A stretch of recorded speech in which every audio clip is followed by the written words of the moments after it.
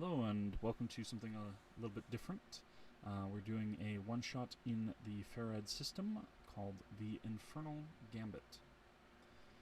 And we have 3 players who are in the Zondel campaign who are joining us for this. There's a period of desperation which led 3 people to consider the possibility that folklore had pervasively spread beyond mere fictional tropes. Maybe some myths had a glimmer of truth to them. While many were false or inconclusive, one was frighteningly real. 3 people met a dark figure in a crossroads, and the grandest dreams became real.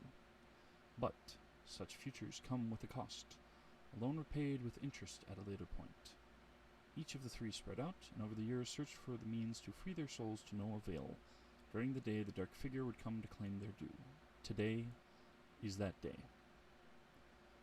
The dark figure sits alone in a dark room, lit by candlelight, as they finish sealing the last of the summons and quickly take them out of the room and off to messengers who are to take them to the individuals that they had previously contracted with. We see the first of them, Scallow.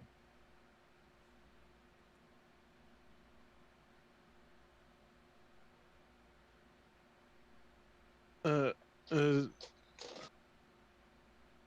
it's nearing evening time, and he's walking down the street. Everybody's hiding inside of their houses, closing their shutters and their blinds because of his monstrous dog that he walks at night. Uh, as he's ending his walk, a messenger approaches him. The messenger hands off a single letter with a seal and his name. And Who is this from? they just simply smile all too broadly, and in the blink of an eye they have completely disappeared.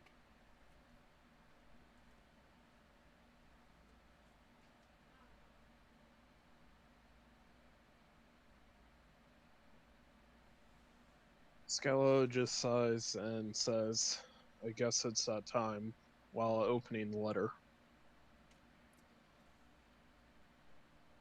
The dark figure that you've previously made the contract with says that while they own contract on your soul, and by all rights, and simply claim the remainder of it when you finally perish, they do have a proposition for you.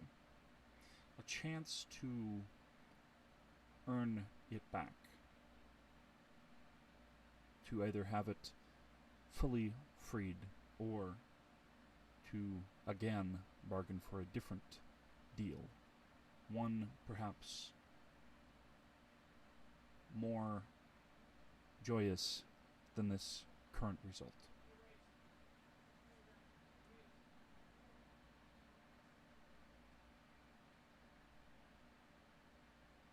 Scallo just sighs and looks at his hound.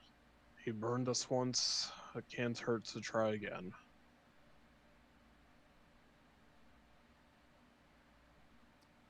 The instructions tell you to head down a dark alley and to place the invitation against a blank wall.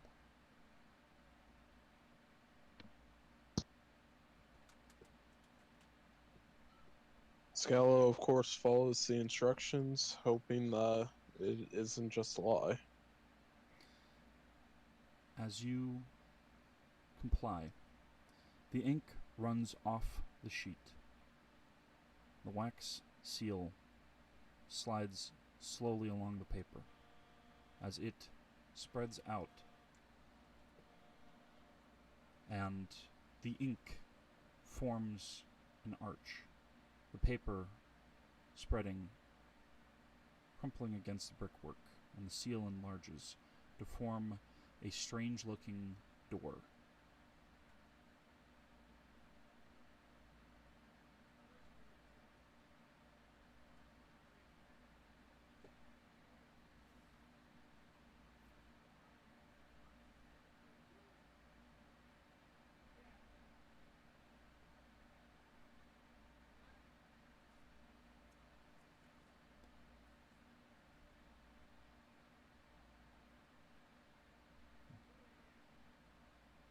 Do you enter the door?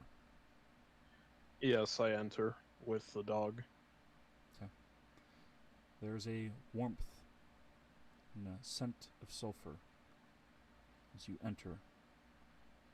And behind you, the door slams shut, leaving no sign of one having been there before.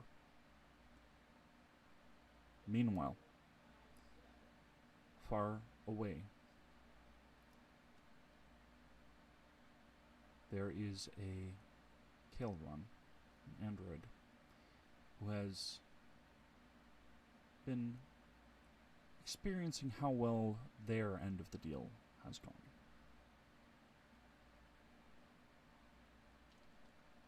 What is Felcher doing?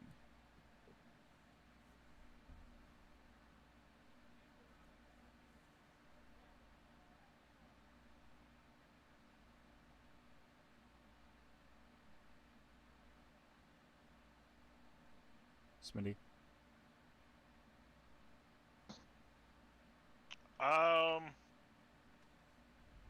Would be sitting down, going over details on a con. Okay.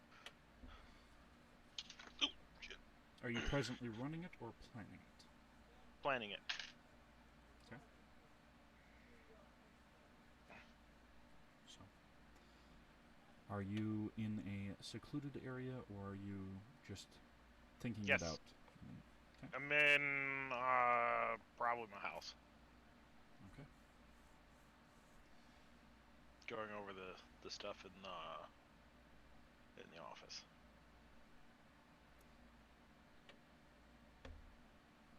There is a loud knocking at the door. The entrance to your domicile.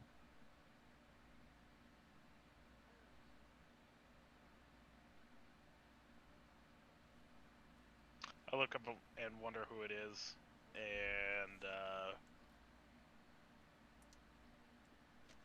go back to what I was doing. I wasn't expecting any visitors. Okay. A few seconds later, there's the knocking again. This time, harder than before. It's the police! Tase it! Who can it be now? Do, do, do, do, do, do.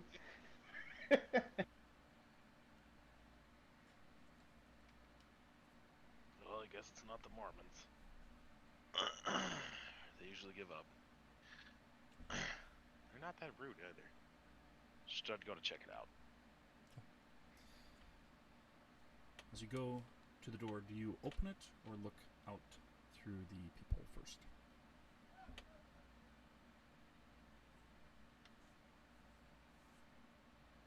I'd yell, "Who's that rapping at my door?" There is a low, deep voice. It says, "Messenger service."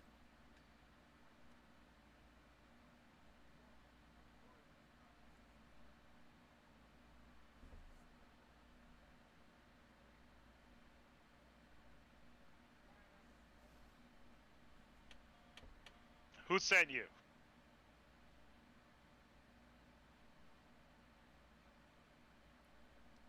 Oh, I think you know quite well.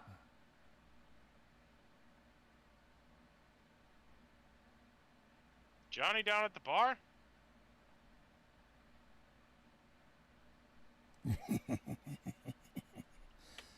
You wish.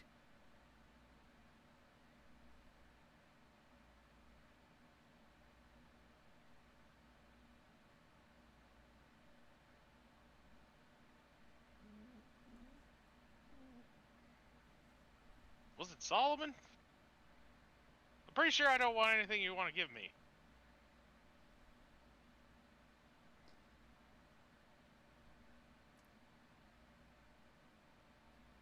There is knocking, this time not from the other side of the door, but rather from the room that you had previously left.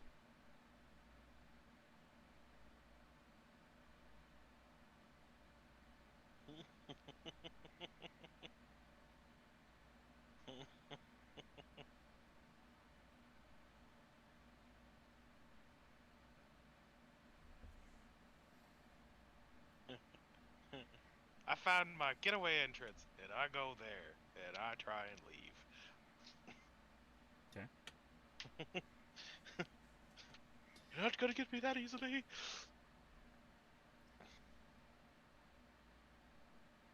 That's what I think to myself.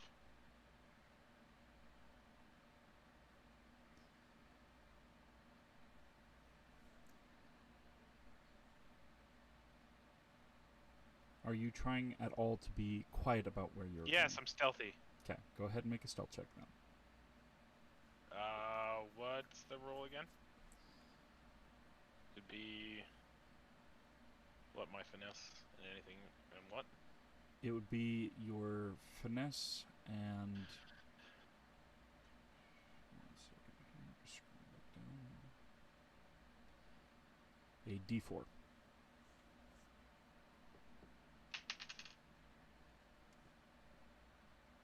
That comes to a 6.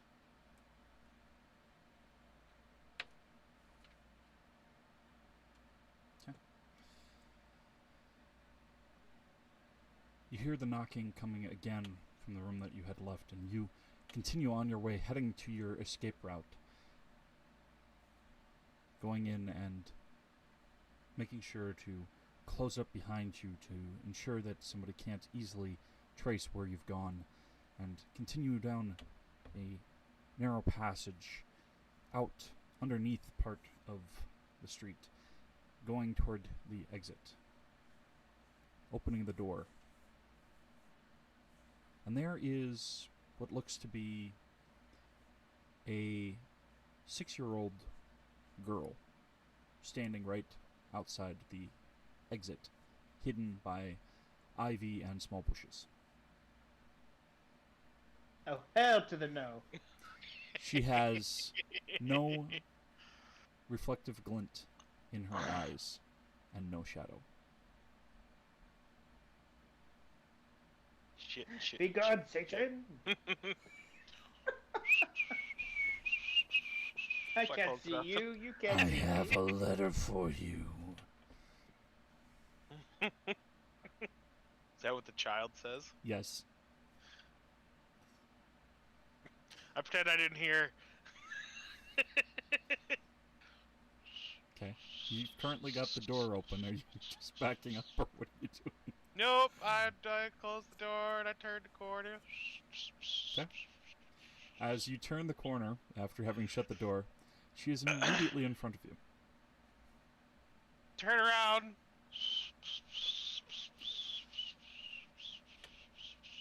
This is how you die.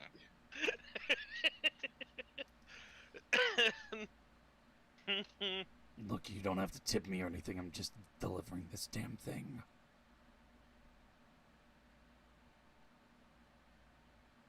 Look here, creepy girl. I don't want anything you want to give me. Go away.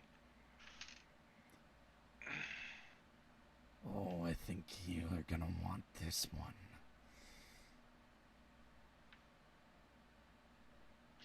Okay, let's step back and think about this for a second. A little creepy girl with no reflection in her eyes, no shadow, talking like somebody who got their neck cut, wants to give me something mysterious. I don't want it. She reaches into this jacket and just holds out a single envelope with the same mark was used for contacting the dark figure originally. Fuck. You sure about that?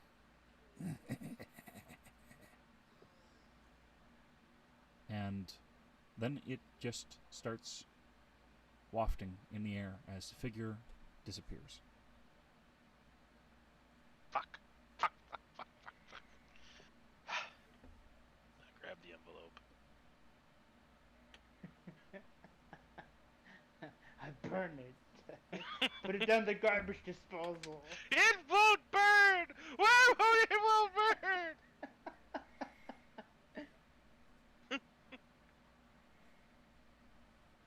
So, you have the sealed envelope.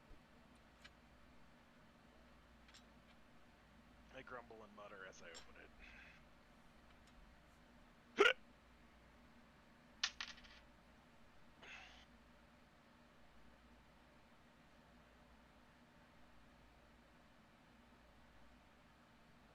You've certainly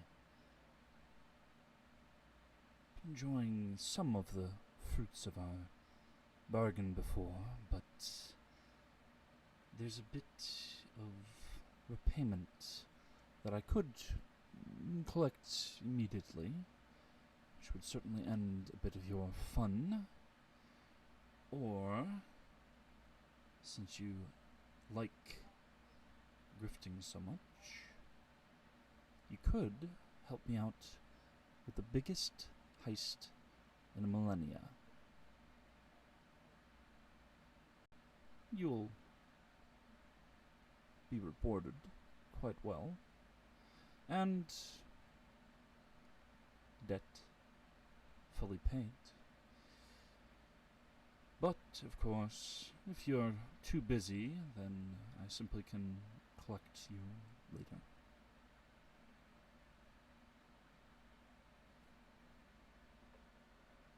And Why does he have to hit me in my weak spot? there are instructions on putting the letter against a brick wall. Any old brick wall? Any old brick wall, preferably somewhere secluded.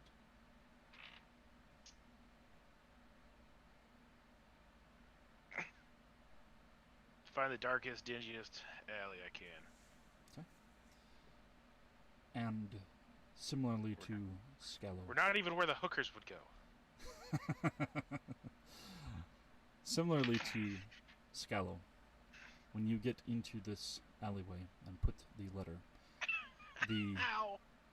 ink runs off and forms the arch, paper spreading to the door and the wax seal turning into a doorknob.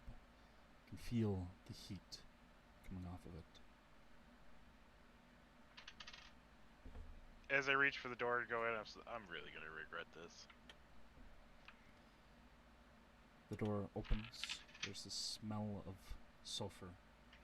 And the heat is very present. And Ugh, who farted in deep. here? And it leads passageway inward. And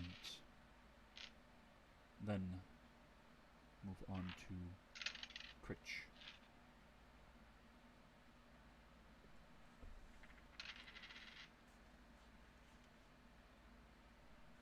Howdy.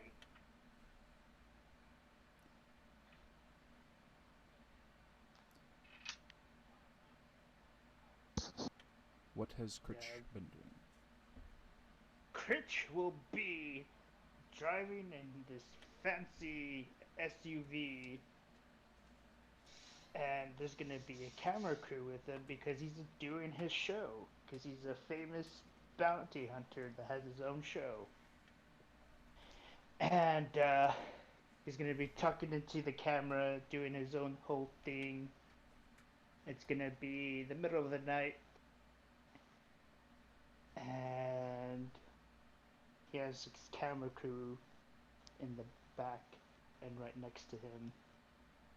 He's just gonna be talking to him about the next target that they're going after. He's just some guy who missed out on a bond, paying a bond, and yeah, just driving down the street of a small suburb. Alright. And as you are driving along the street, the lights at the nearest stop turn red and remain there for quite some time. And they flicker. All of the lighting on the street around you hums and glows brighter before pop, pop, pop. Several of the streetlights go out. One remains flickering, and there is a very tall individual suddenly standing in the intersection as cars are going toward it and honking and some pumping their brakes. The light flickers. They are gone. The cars swerve to avoid what is no longer there. But the figure has moved 20 feet closer. And they flicker again. And they are against your vehicle.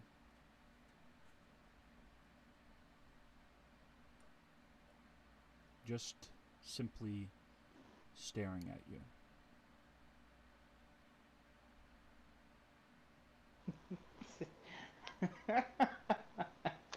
That's not creepy at all.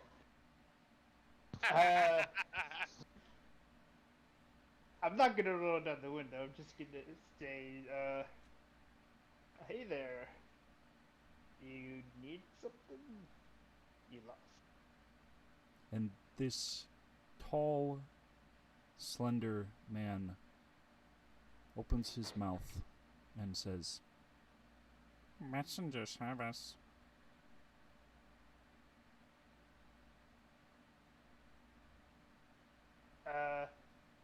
Okay. Just reaches into his vest. As he pulls it back and reaches in, you can see what appears to be undulating tendrils and teeth and sharp claws of something within their jacket that is moving around and hissing a bit. You can even see Hell no. part of their skin as they give this rictus smile lifts a little, and there is a roach that climbs out from beneath their skin and crawls along their face before they bite into it, chew it up and swallow, and pull out the letter, holding it against your window. I don't think I want that letter anymore. I'm gonna be crying, and I'm gonna lower the window, and I'm gonna take the letter, and I'm gonna tell him thank you, and I'm gonna roll up the window. You're welcome. And within seconds of taking the letter, the entire body just falls to the ground, and there are snakes, octopi, I'm driving off. insects Vroom. just scattering Ignoring the everywhere. light. Just gone. Vroom. Pedal to the fucking metal.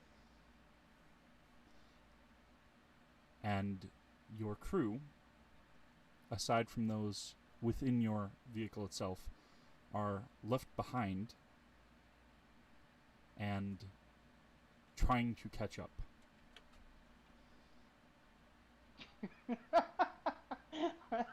You can see the one cameraman who is meant to be in the vehicle next to you is looking freaked out, and they're quickly going back and looking at the video, and it's coming up as complete static.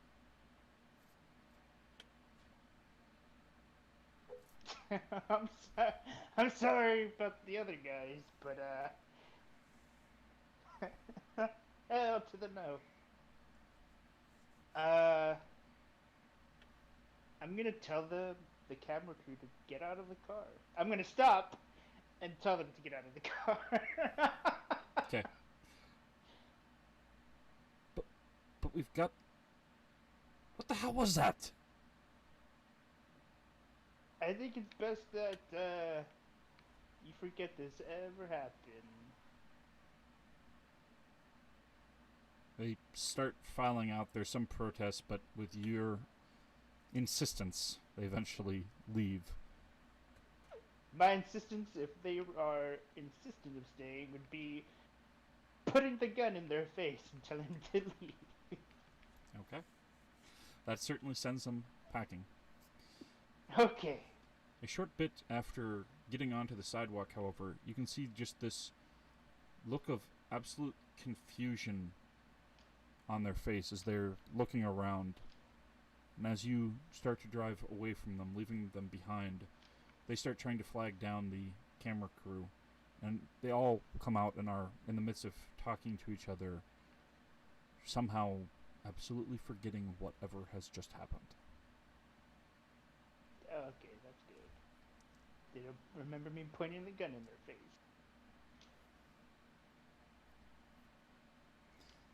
They are also not giving chase, as they have seemed to forget that they're supposed to be going with you. I'm okay with that. So I'm going to open up the letter and read it. Okay. Are you reading it while driving? Hell to no, I'm gonna stop on the side of the road and read it.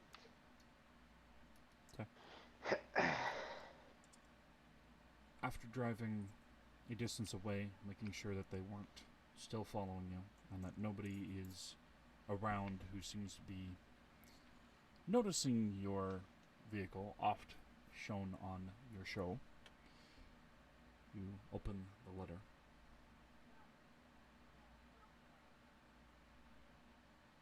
Such a curious thing, fame is. So exhilarating and yet fleeting at times.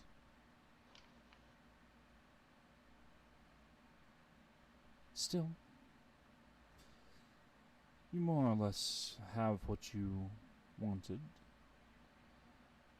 and it's time to collect my due. But there's some experience you have in your new profession that could be put to use for something more useful than, well, that soul you were so willing to bargain away. Go to a secluded place, dark alleyway, and place the letter on a brick wall.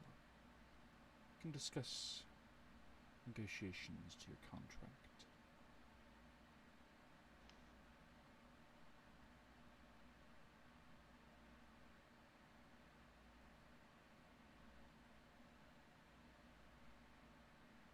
And I'll do that. Okay. After driving to some place where you can locate some alleyways that are secluded enough, form an archway, door, and a handle, just like the other two, and going in to the sulphurous, hot air in the tunnel. Door shuts behind you and vanishes.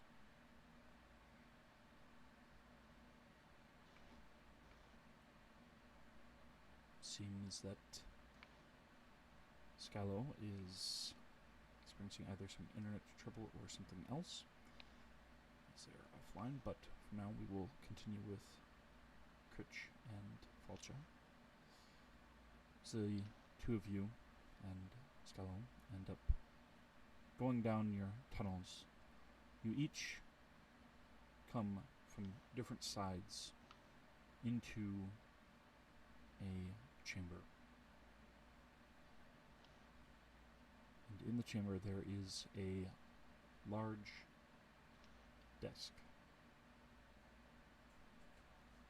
Atop it is what appears to be a multi-leveled 3D model that has been pieced together.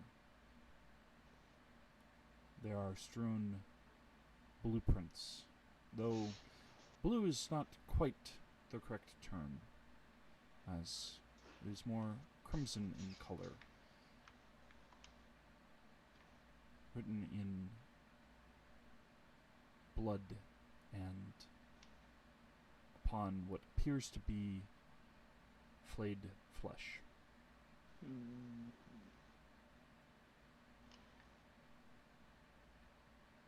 There's no sign of the figure who called you at first. As you look at what appears to be some place called the Pitchfork Lounge.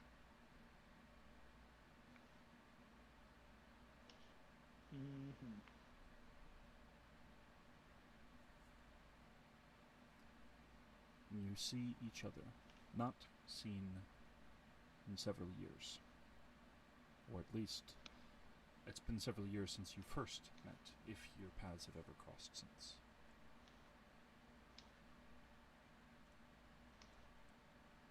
I knew I didn't want that letter. I knew. And I'm ready to just get this over with.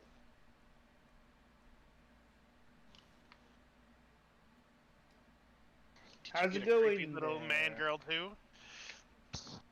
Now I got this tall dude who disintegrated into some very scary stuff. Oh, I believe I'm blessed with the creepy man girl then.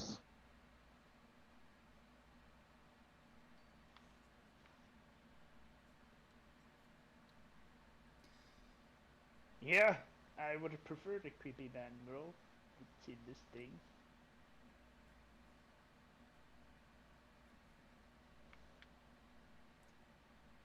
Good help She sounded like is a creep. hard to find at times, but the agency gets someone at least. As the figure walks out of the fourth tunnel.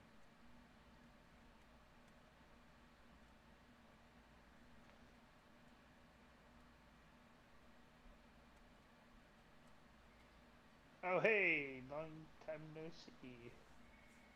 Well, for you at least, I do make a habit of checking in on contractees from time to time. Sometimes. Are you in stalking person. us? Well, it's a good idea to check up on my investments.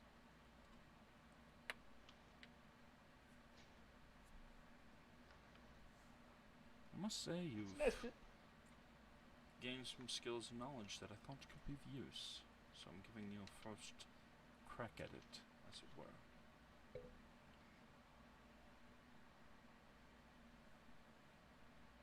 Yeah, well, I'm ready to pay back my debt.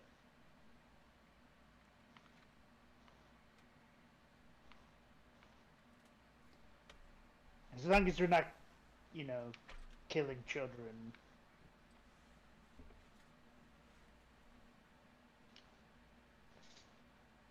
There's just an arched brow. And how would that serve me?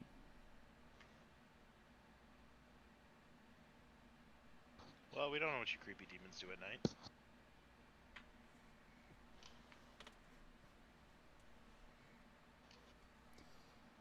Mostly sleep.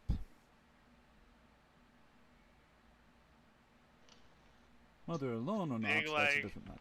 But Big, like, head arch over the side with an eye roll going, No, unlike but not the rest not of you, outwardly we saying.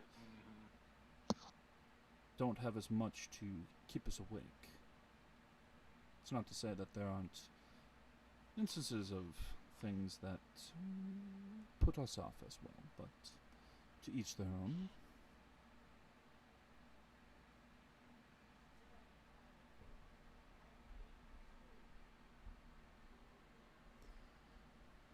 So, what do you think of it? As a gesture to the model and blueprints. I think I don't have a choice. What is that? A hotel for ants? There's always a choice, Vulture. But in this particular case, the choice is either I have your soul immediately, which can be used as bargaining, or I have your cooperation, which may free it, as well as net me a much larger profit. And no, despite the reference, it's not a house for ants. This is the Pitchfork Lounge, and you asked what do at night. Some of our kind quite enjoy taking trips here, gambling away what they've earned in contracts, sometimes bringing individuals who interest them significantly as an investment toward it to let them make their own way.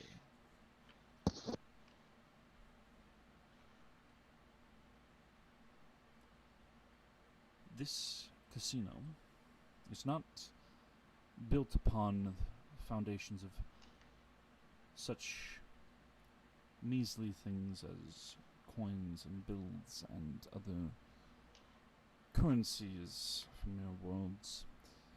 This is more built upon the avarice of what we hold more preciously. It is a casino that has run for thousands of years upon the coin, the souls that have been bought and contracted and bargained with.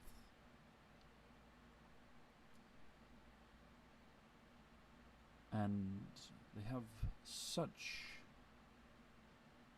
a high profit margin, such an expansive collection of souls of those living and dead. And I want you to help me rob them blind.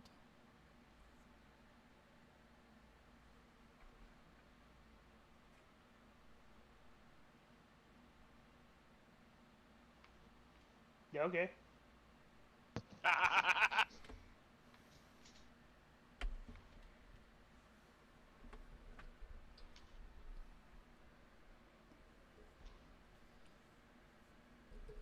Just okay, you have no questions? Of course, you're mean- straight to the point with your own business and fame, so shouldn't be surprised. I owe you, so Well, whatever you want done, I'll do it. Even if it let's was look at it this killing point. kids. Let's look at it this way. You either yank my soul out of my chest, or I do your little petty work here. So, I guess do your little petty work here. Seems like fun. Believe me, this is anything but petty. If it were, I wouldn't even need your assistance.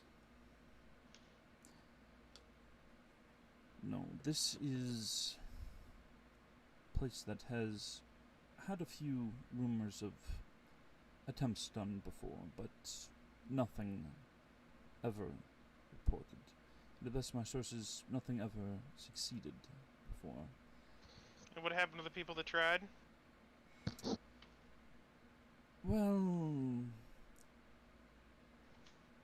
souls can be used whole to mint for a coin, for bargaining, chip, or just like your typical currency diluted with other sources.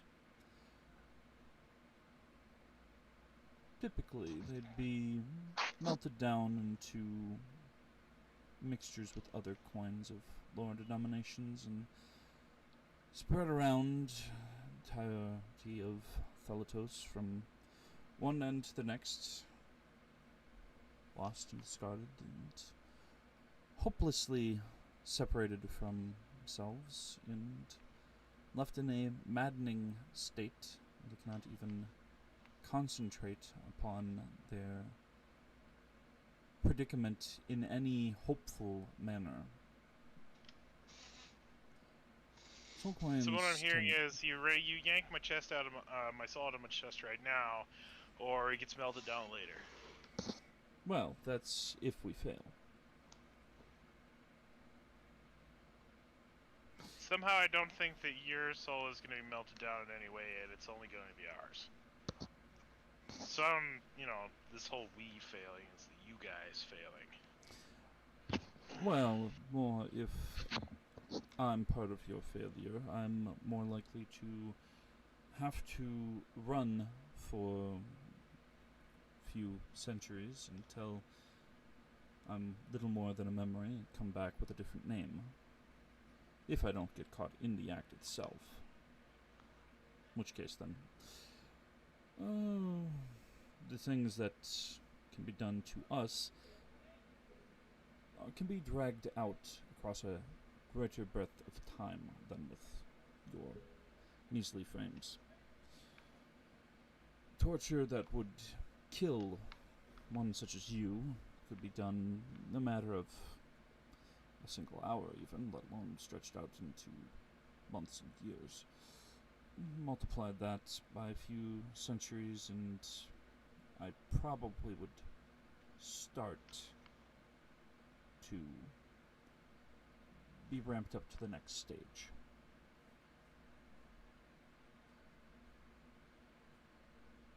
So, no. While I wouldn't be melted down, it certainly wouldn't be pleasant for me. I'm certainly not going to be commended for my ambition.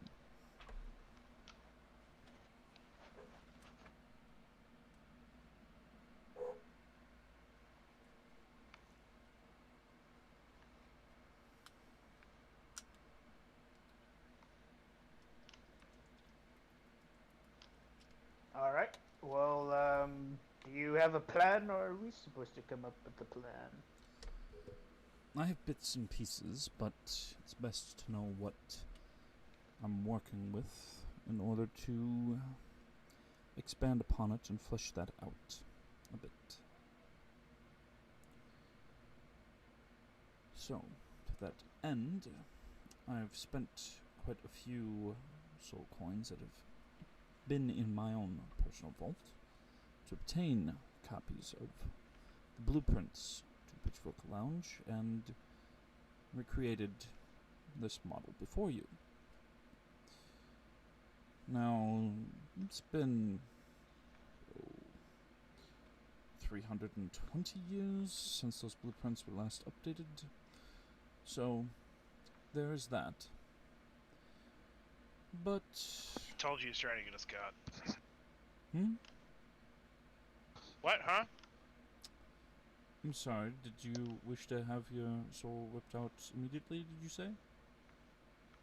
Oh, just having a little giggle.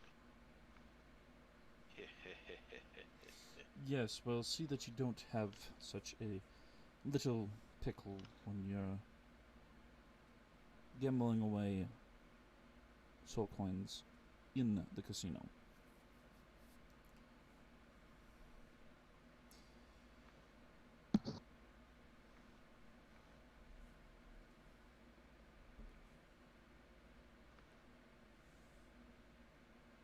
The Pitchfork Lounge itself permits mortals to go in if they are able to either make their way on their own or are accompanied by a benefactor, which would be, in this case, myself. obvious reasons.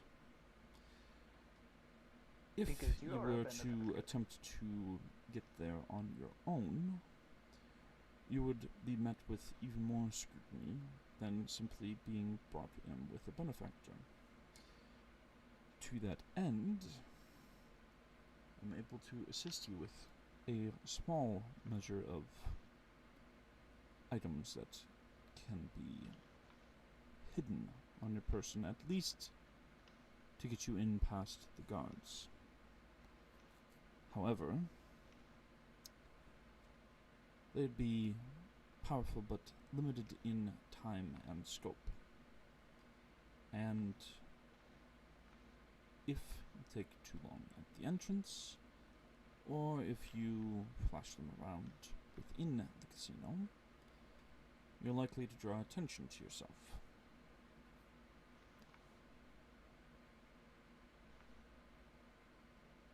Right. Drawing attention to yourself, unless it's serving as a distraction in a manner that is not going to get you killed, is discouraged. Even if they kill you, despite the fact that I owned your contract, your soul will become a specter right there in the casino. If this happens, there's a possibility it can still be of use, and I can bring you back to life later.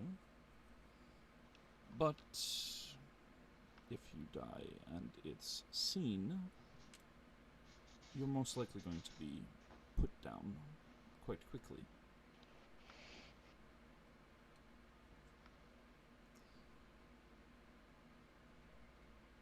If you Makes sense. keep from getting killed, you have more available to you. Now, the different guards on duty rotate every so often, and we'll be able to time it after we get inside, but suffice to say, their sensory capabilities are more diverse and powerful than those that you typically grift, Fulcher.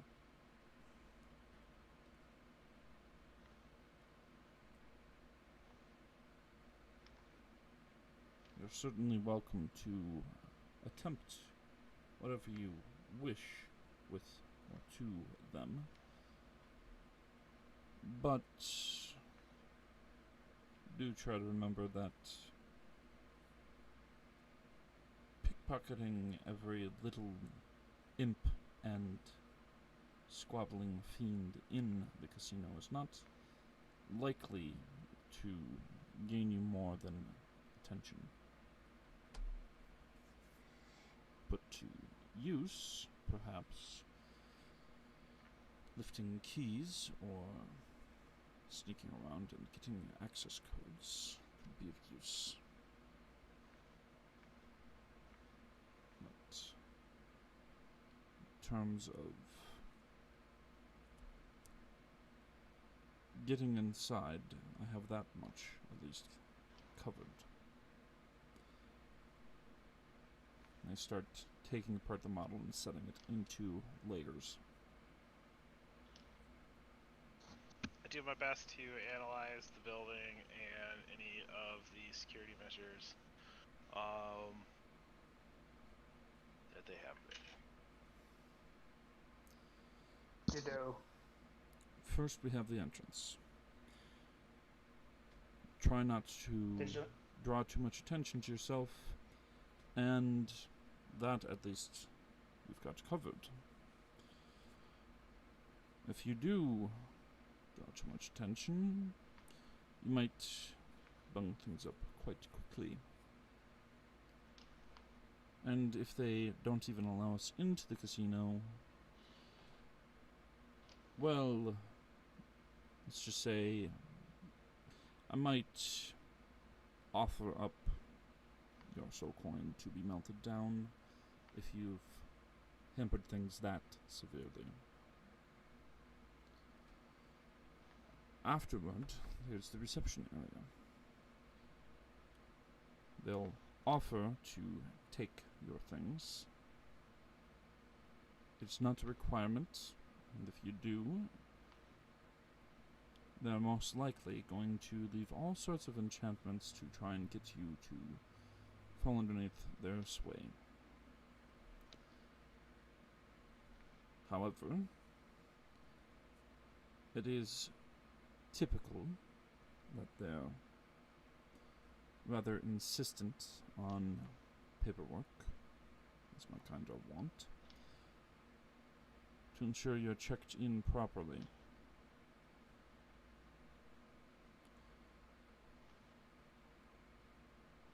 If you choose to use some alias due to other interactions with fiends that are other than myself,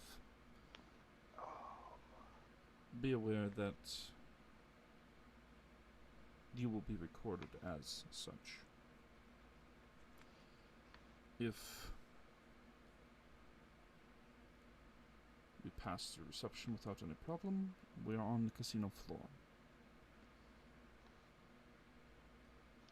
The flying eyes are used for pit bosses to scry on the different tables and people who are moving around. They move erratically, it seems, and are prodded to go to certain areas when needed. However, if they are shot down or otherwise incapacitated in one manner or another, that will most likely draw some attention. If you happen to find them somewhere that they've settled down to, say, feed or the like, you can deal with them without being seen. It could provide a hole in their security, but it could also draw attention if it's found. At the different tables, there is different games of chance and skill. A typical roulette, craps, poker, the like. And also other ones you've doubtlessly never heard of. But what's wagered there are chips, soul coins. Your own contracts be used upon entry in order to earn chips for use within the casino. Try not to get too handsy with the coins. You'll start hearing the screams of those who've been melted down. Possibly even flashes of memories and the like. But most come to the casino to gamble and try to earn back more than they've spent, as is the case with most casinos. It's expected that you'll at least gamble somewhat. There's also a bar and seating area for food, sort of delicacies of Thelatos. And there are several different employee doors that are visible from different parts of the casino and the kitchen. There's also higher up in the Pitchfork Lounge several rooms that can be rented out. There are stairs and an elevator that goes up. The elevator itself is run with a handprint system for being able to access any area other than the lobby and the rooms. Do you have any questions thus far?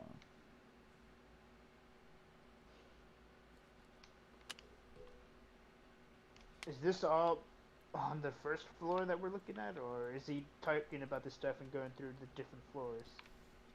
So far, he has shown the exterior entrance, first floor, and then the second and third floors, which are the guest rooms and such, and amenities. Okay. What's the security like? There are random patrolling guards. There's, of course, the different dealers and table operators. There's the eye in the skies, which are moving around, and the pit bosses, which are scrying them. There may even be individuals who are moving around without any obvious uniform, or even just regular guests who may hope for something of benefit if they turn you in, if they catch you in the act, that is. And then again, there may be some who enjoy the sort of pulling a fast one, as it either amuses them or because they've done poorly at the casino so far. Of course, there's also the guards at the entrance and reception. And there's the kitchen staff, though mostly they're staffed by mortals and run by a very irate fiend. Constantly has been reported to berate them about the quality of the food before it's been sent out to his exacting standards.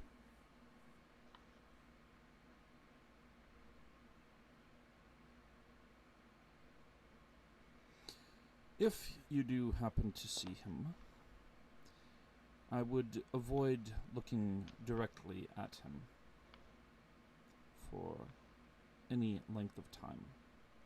This rare male Gorgon could petrify you if you do. He's a half-bird, Male though. Gorgon? Yes, Gorgon Ram's Head. Cool. He's a half-fiend. He's rather done well for himself in sorted kitchens across the Litos, but he's known for his temper.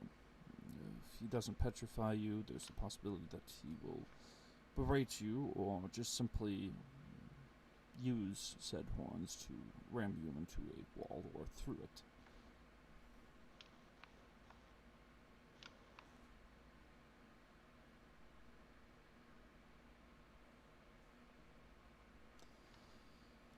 And that deals Alright. with the main floor.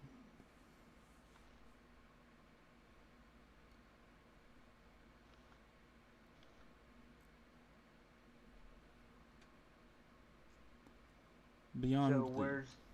Go ahead. So where are we going to?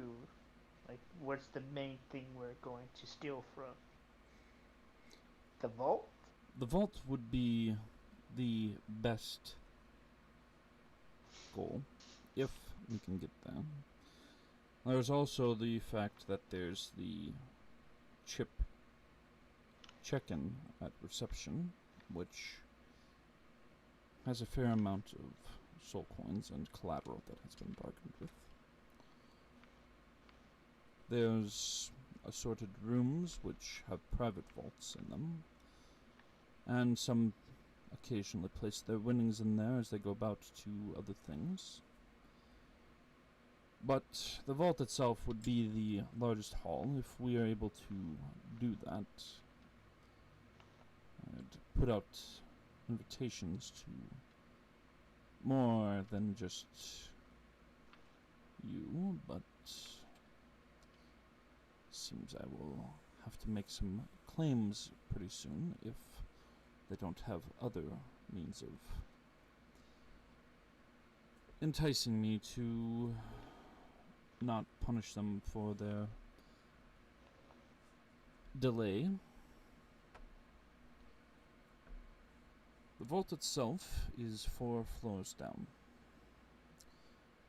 The elevator for the ground floor and up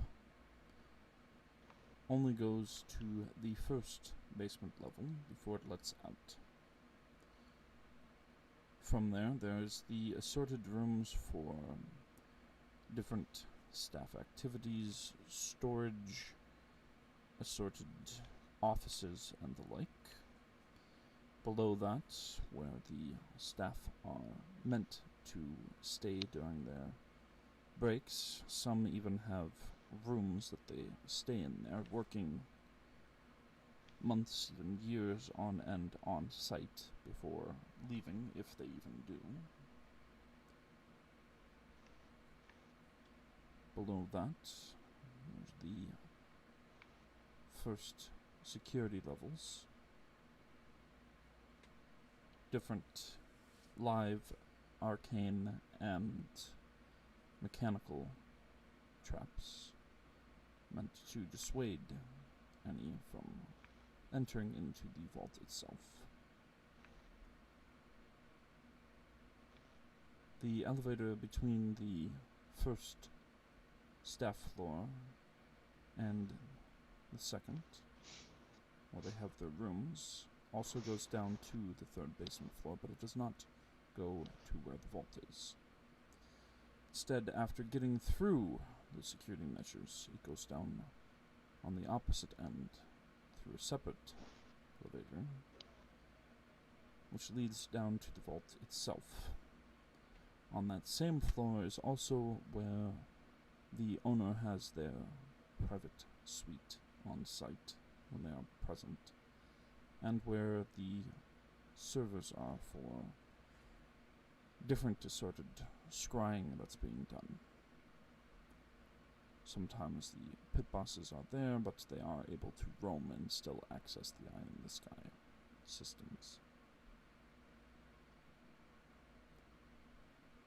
Of the traps, there's changes that have been rumored to have occurred since it was first built, and certainly enough copies of the architectural notes to see that it's changed up since its original inception. So I can't say rightly where they'll be.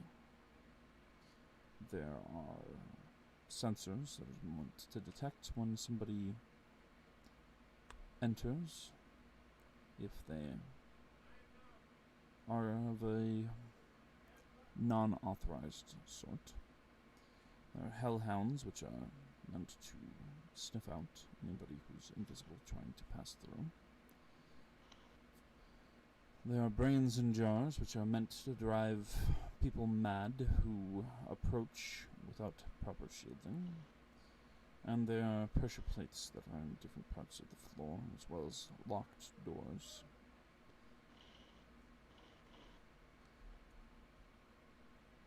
So, they're all that, and possibly more.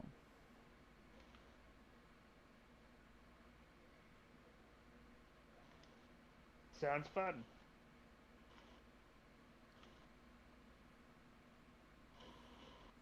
Is Can I get a there... steak dinner for my last meal? Well, as I said, Gorgon Ramshead is a very accomplished chef, so if you wish... Oh, I just got it! His name's Gordon Ramshead. Gorgon Ramshead, but yes.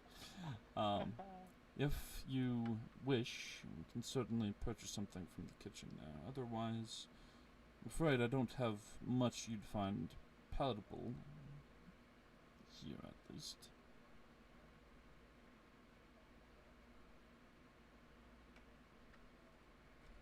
You're more than welcome to consume the peppers and larvae that I have around in the side chamber.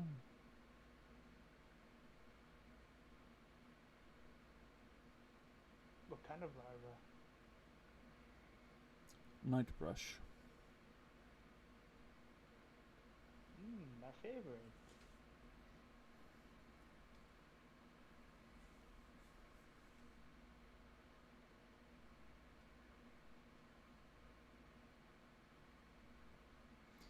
I certainly would think that you'd find them not the most delectable, despite your proposed suggestion. They're milked for part of the ink that's used for contracts. You said night brush? Nightbrush larva, yes. Oh, I thought you said night grub larva. They are Those grub. are my favorite. They are grub, but while they might be only the size of a couple of your fingers, when they finally mature, they'll be as large as your vehicle.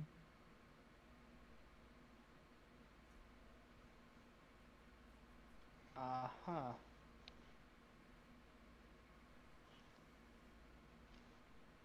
That's a big, very big, very big thing. Indeed, bite is quite toxic. The larva, on the other hand, is just more disgusting tasting to most mortals. Peppers, on the other hand, are just extremely hot.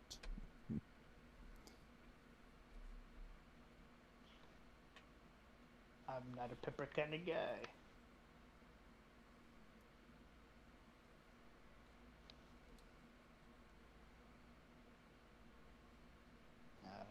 Thank you for the offering, though.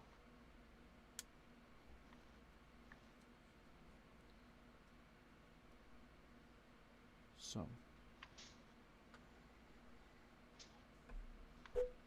we have what details I'm been able to gather.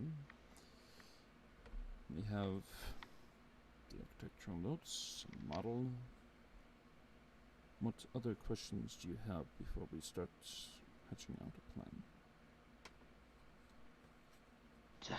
plan? What's an escape route? Well, it depends on where we're at. If we're down in the vault and caught in the act, I have a way out for one, which is hidden within my person.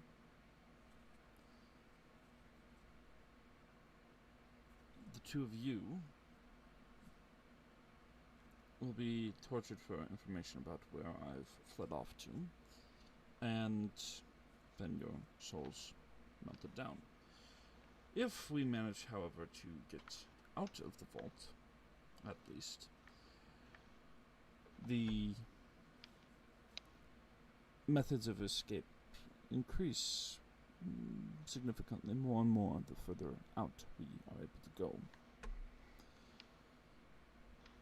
The level with security has things meant to block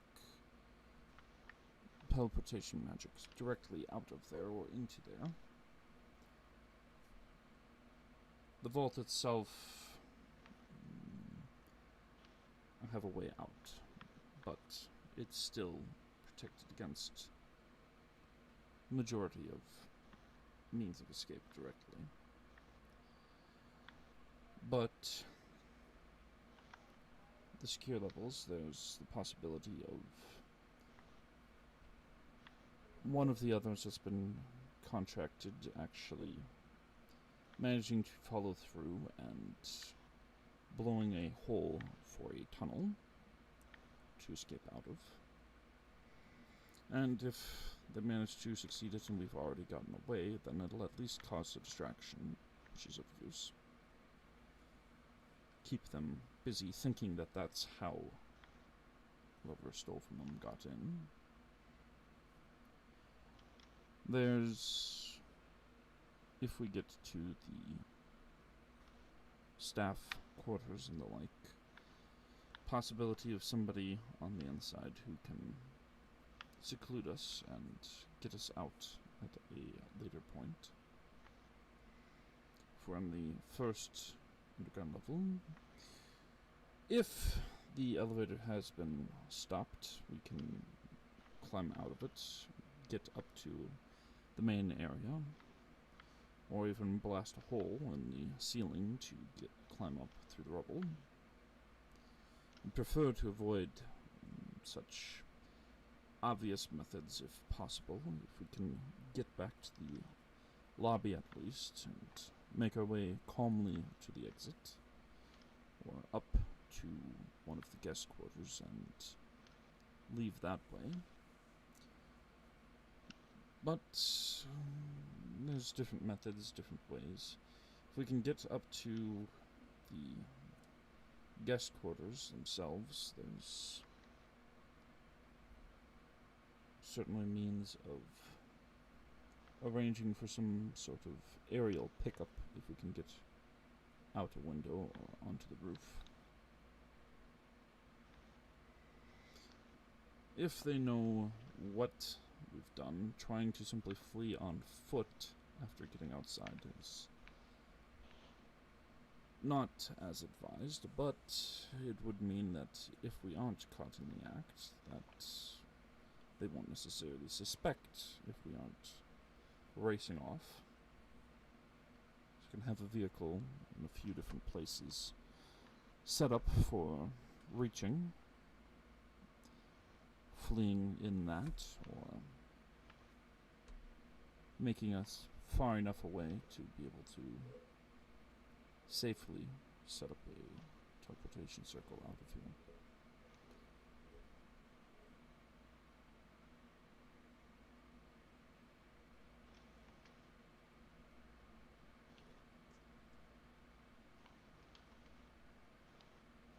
All right.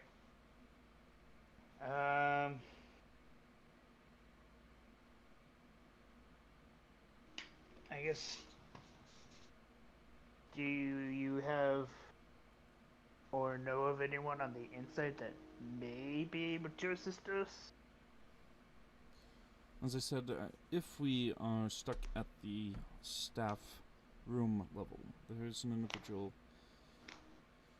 a very distant cousin who could perhaps be convinced to keep us hidden away in their quarters for a bit. Buy us a bit of time as the search party checks out elsewhere in order for us to get out elsewhere. But it is preferably not ideal to be forced into that option. For one, they're relatively low in the staffing tenure, as it were, and more likely to be looked upon suspiciously in the first place, let alone if anyone found out that we were distantly related. There's also just simply the possibility that, since they don't know about the plan ahead of time, and can't be slipping up on it, that they may simply decide that it's too much of a risk. I do have significant enough information on them that that's less likely, but still feasible, depending on how badly things have been bungled up.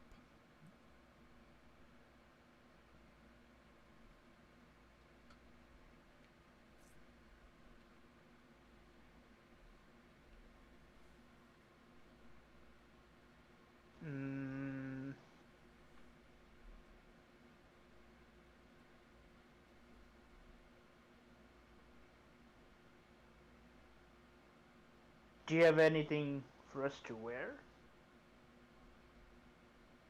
Are you thinking of something particular? There isn't time to get you in as staff. There's a possibility of perhaps getting something there once there, but... No, I mean, like, so we could look like we're actually there to gamble. Because I'm not really in my best dress at the moment. Well, certainly, that's not of much difficulty. I can Okay. easily spend or use some for my own collection. But if you're looking for something specific, it may be prudent to at least consider something not too ostentatious.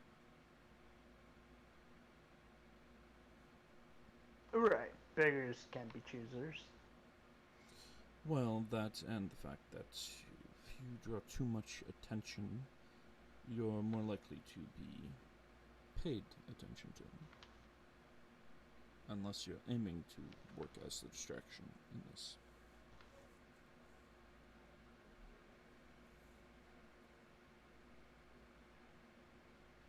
So, what are you going to be doing?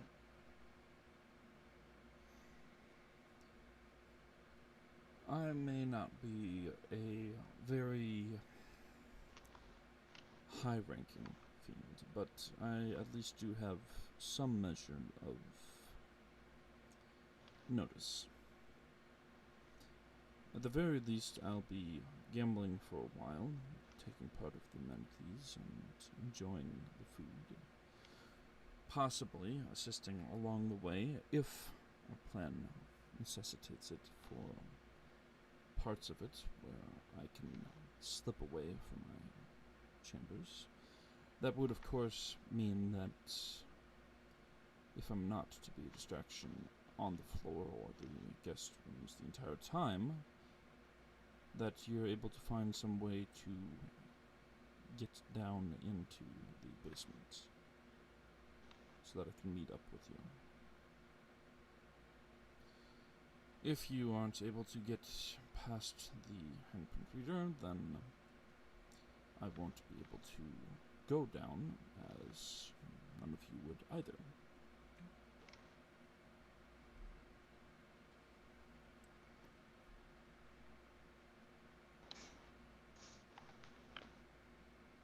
So,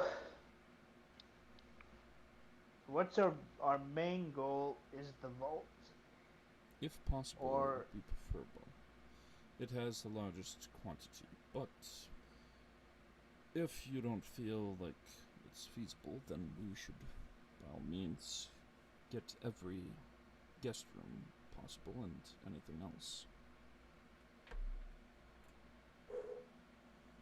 I think if we had more time, we could go for the vault, but we don't.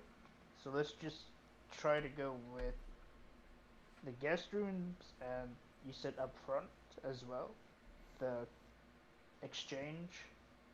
It certainly would have a significant enough amount, as well as having your soul contracts when they've been turned in for the bargaining chips. Yeah, I think we should do that instead of aiming for the vault. We'll aim for the rooms, and then the exchange, and then GTFO. Certainly any quantity larger than simple pickpocketing would be significant enough to merit a significant grift. And what do you say, Fulcher?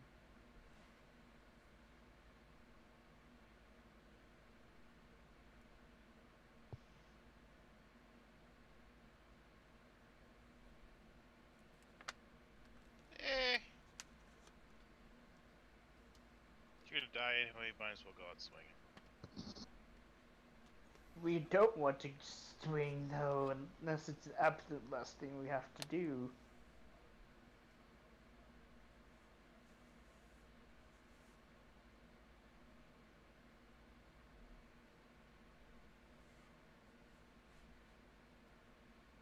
If it comes down to that, I'll let you swing, and then us two can escape.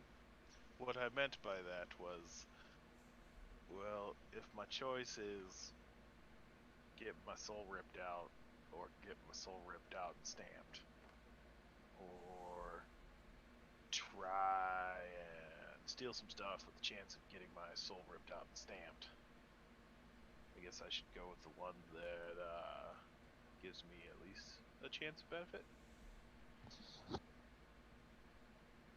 So the latter.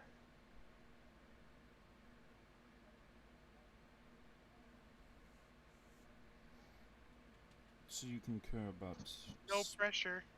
smaller grifts and theft. I don't feel like we have enough manpower or time to plan for the vault. See, hearing all of those security systems that are in the way, and Well, it's not personnel. a set time for the invitation yet. That's simply the preparation that we're in now. If you feel that we Oh. need time, we can certainly work toward that end. It's just the more Well, that definitely. we draw attention in gaining information, the more likely someone is going to put together that we are aiming for such. I don't feel we have the manpower to hit the vault. How about take a if couple more hands?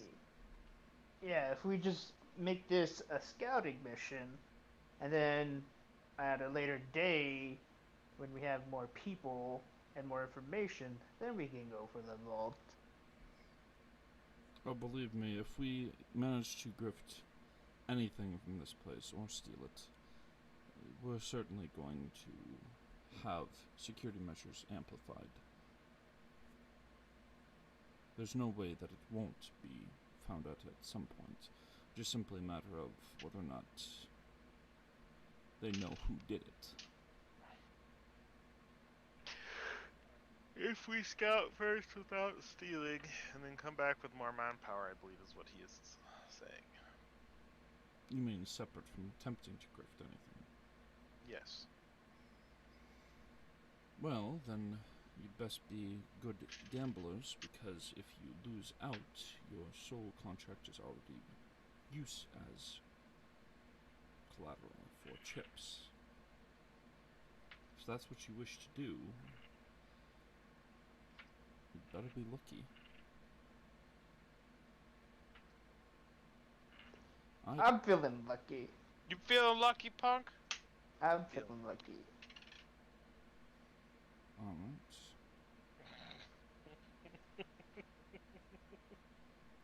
Well then. I can hear that stamp already. Yeah! Knock on wood! Let's go gamble. See how things go. Perhaps there'll be opportunity once there, and see where things go. So when we get there, do we, like, pretend to not know you? Or what? You'd be brought in with me as individuals who I'm sponsoring. Right, but I mean, like, once after that, do we just leave your side? Are we allowed to leave your side, or what? You're allowed to go wherever. Sponsoring is just simply stating that your contract has been forged and fulfilled in a manner that your soul is available for bargaining with. Whereas if you had come in on your own and tried to bargain up your soul, you wouldn't necessarily know how many chips that it'd be worth, or be able to guarantee that you wouldn't agree to terms that give you nothing up front other than the bargaining chips.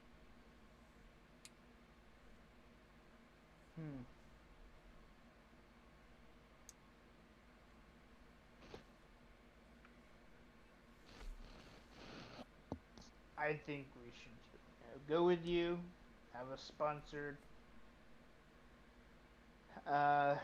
play a couple games, and then I'm gonna try my hand at slot.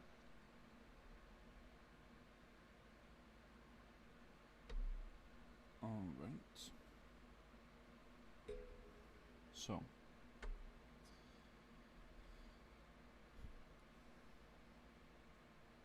Let's get you kitted out.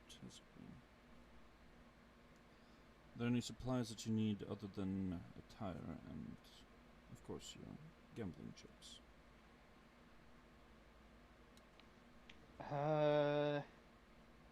He's gonna take out his bolos and revolver and his trap kit and leave them here. Along with his keys, maybe his cell phone, his wallet. Only taking his necessities. Yep, all personal effects left behind. Just what I need to lose my soul. Right. He's taking his lockpicks and the hat and his clothes. Yeah. You'd certainly like to go in style, as it were. Well, at least there won't be much to be trying to keep concealed. Right. Don't want to like jump up for joy and be like, "Yeah, I won," and then like gun fall out. Be like, "Oh no." Yeah. It has happened. Just my lockpicks in my headband and the wrist blade in my compartment. Indeed. And believe me, Critch, I've read enough of your tabloids to know exactly what you're referring to. And a poking pistol. That was a fun time. I don't think that the casinos where you were at found it quite as amusing as we both do. Yeah. Still. So, off to the wardrobe and then the casino. Any particular style of attire you prefer? Something that goes with my hat. Pantsuit.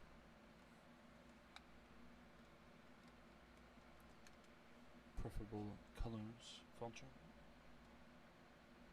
Black and gray with a a crimson accent. Alright, that's feasible enough.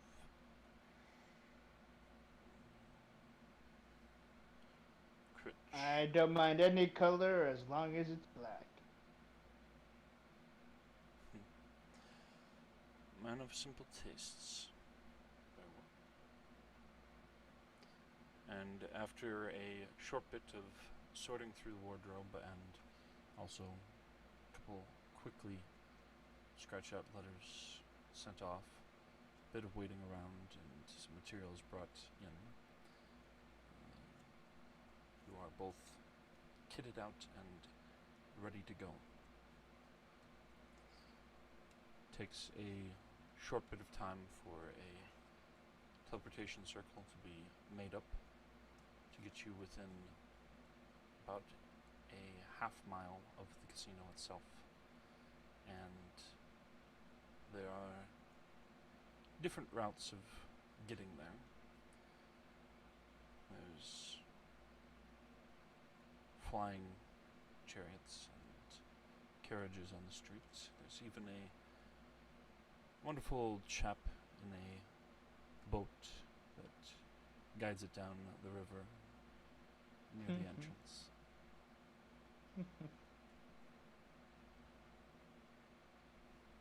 What's his name? Phil. Phil. Feel like I know that guy. No, no, no, no, no, no, no, no, no. Nope.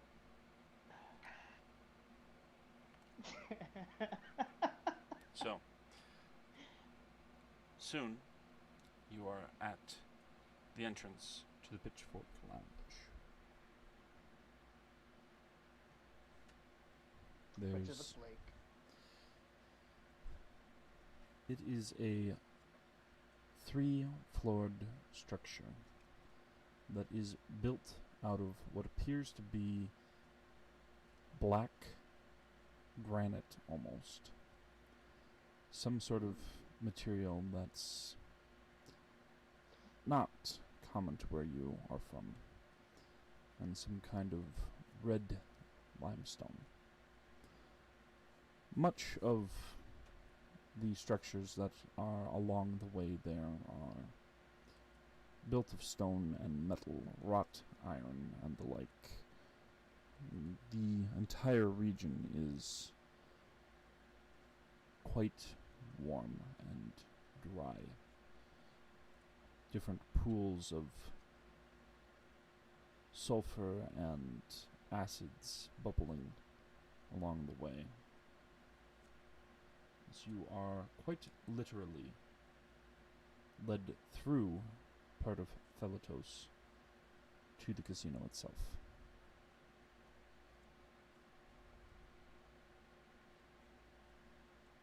Nice place. It's home. The casino itself has what appears to be its name, the Pitchfork Lounge, and next to it, a large ruby-encrusted pitchfork and a golden fiddle as part of the entrance logo. Ah. Nice.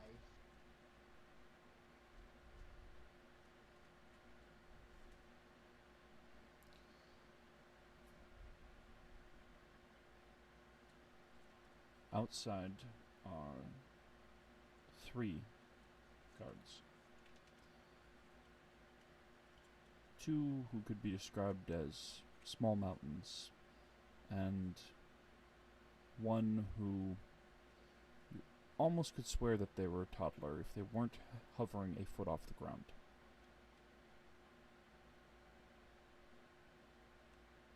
Okay.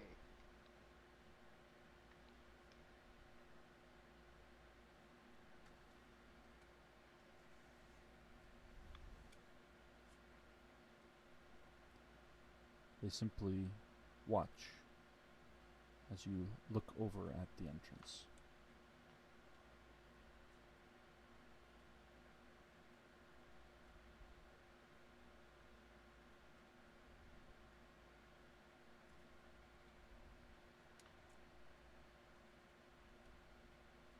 Shall we?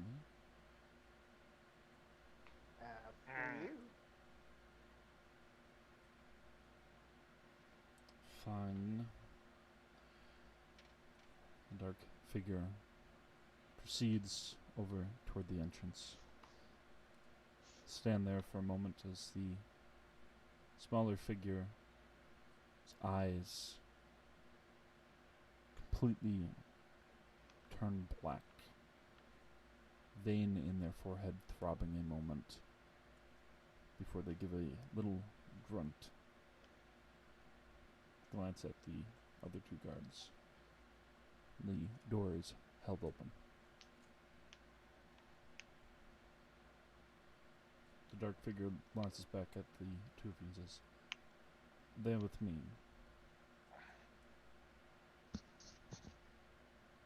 Do we know their name? Yeah, son. Just kidding. You know them by a multitude of different names, but when speaking to each other at the time that you had all come to the crossroads together, never once did they fixate on any of those names or dismiss any of them or make any corrections, no matter how badly that they were pronounced.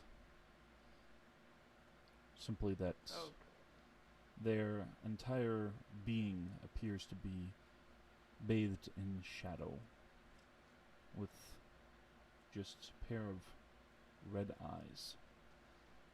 It's why it's been referred to as the Dark Figure when discussing things amongst each other.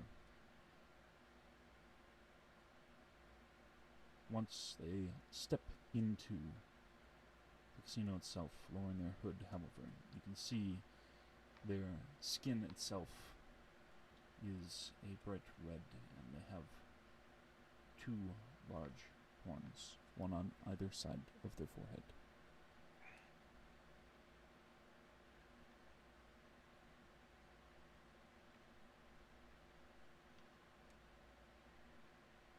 Well, they Nice. don't have all day. Well, I suppose actually they do. There's a little grunt from one of the guards.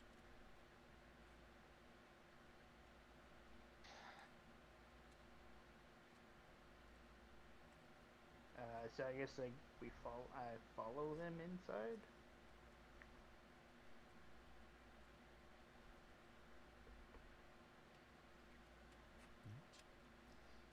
As you get to the entrance, the smaller guard eyes turn black again, look you over before giving a grunt, and the guards let you inside.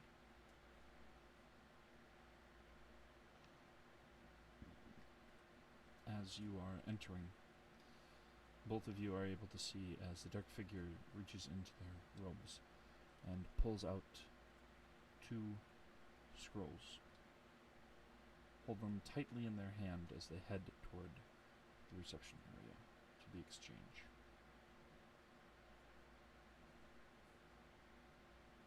Pausing and glancing back out at Fulcha, still outside.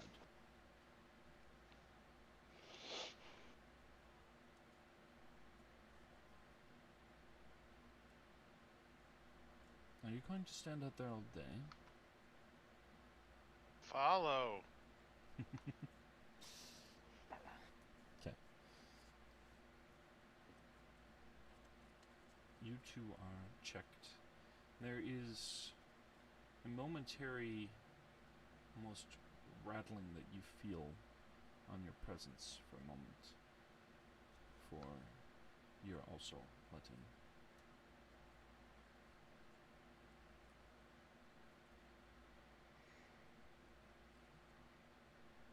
Well, these two here are with me.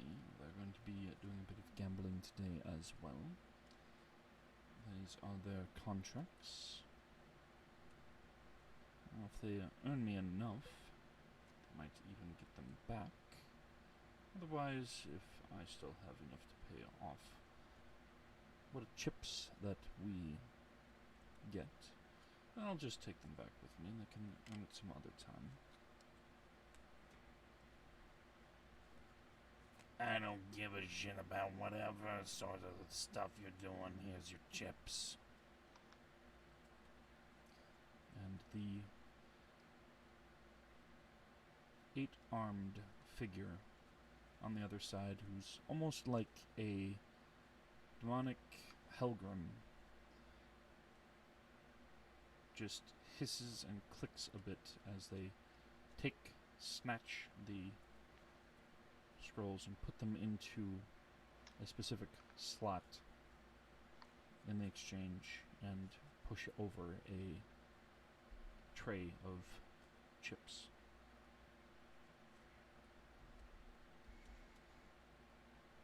Well, they're a pleasant sort.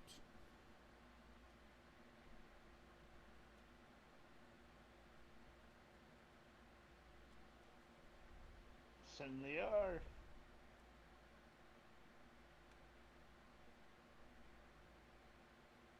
Brimming with enthusiasm. Much like yourself.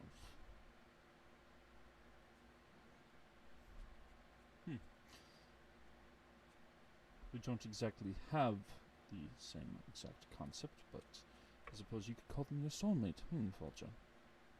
Ha ha.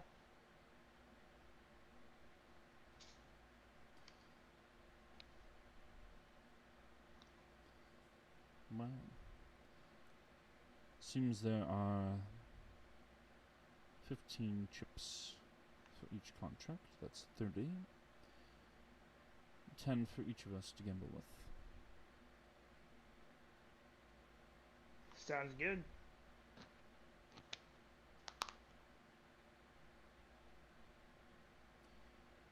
Yeehaw!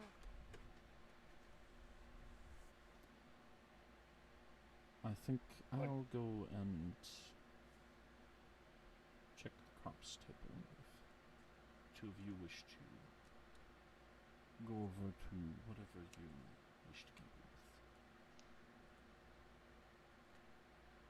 with. Is there a Texas Hold'em or 3-card poker or something? There does appear to be. I'll go over and play some Texas Hold'em.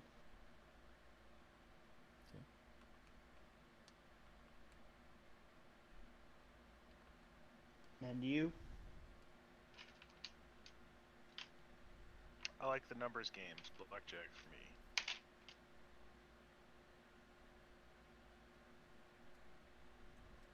Sounds good.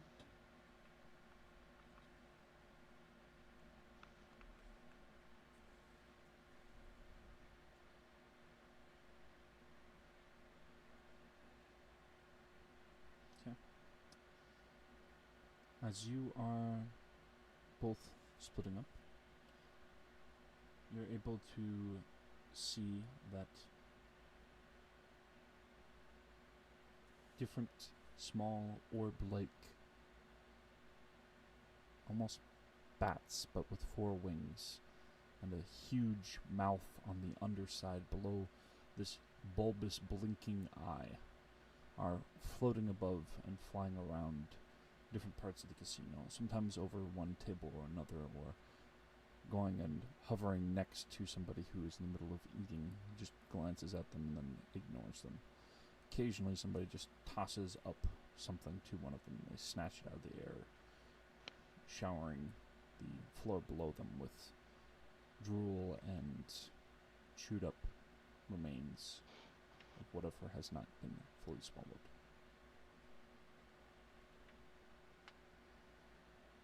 That looks fucking adorable. How do I get my own? You saying that aloud? Yeah.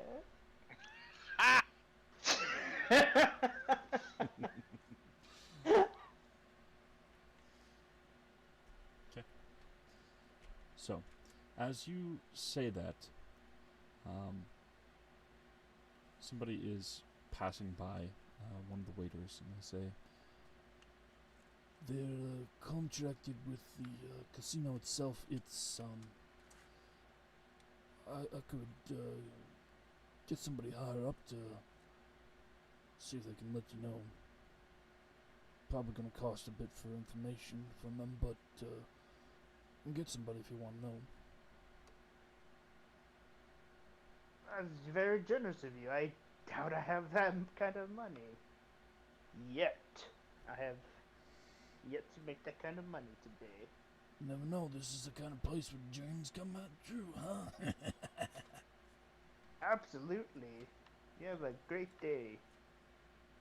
It's kind of just nodding and standing there for a second.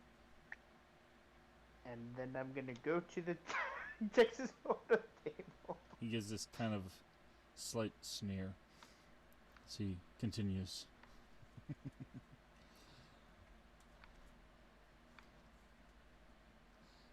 Goes over and starts getting somebody's order. Alright. At the Texas Hold'em table, they say that the are different tables. Different ones have different ante amounts to start with. There are What's some the that cheapest? start with 2, some that go all the way up to 50. 2 as the big blind? 2 soul coins as the smallest of the chip style. How many soul coins do we have? You have the smallest denomination, 10 of that type of soul coin.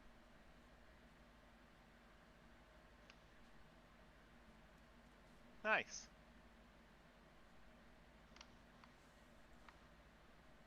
Now, they are of the kind that are melted down and fragmented, but, 15 of them add up to a single one. So I'm not allowed at this table. No, they're using 2 of the smallest denomination ones. Oh, okay. I'll sit down. Who's at the table? You see a woman who seems to have this kind of rocky exterior with hair that sweeps back and has glowing embers on the tips, yet the face is just this solid, sheer wall. Until they look at their hands and chortle a little bit, and the mouth just suddenly forms in the center of their face, splitting open. There is what appears to be some kind of skeleton man of some sort, who is just staring at their cards with eyeless sockets. There is a dealer who looks a bit like the dark figure, but with much shorter horns. There is what appears to be a figure like one who is outside, the smaller of the guards, who's just hovering a little off the floor and still has to reach up on the table with one elbow to keep themselves from sinking further down.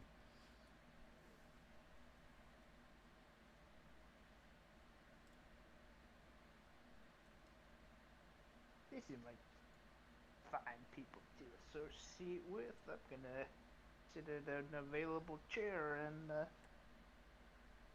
ask to be dealt in. Alright. And they start dealing out the cards to you.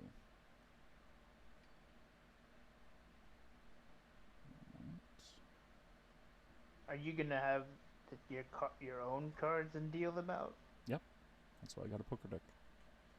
Fantastic.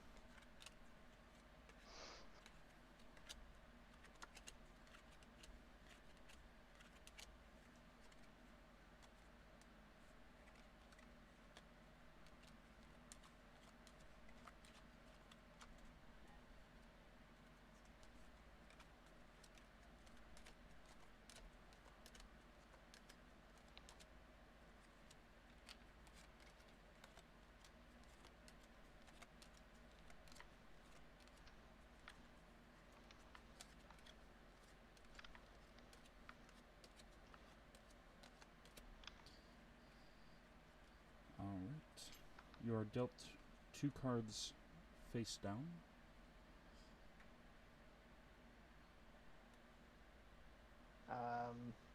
Wanna look at them?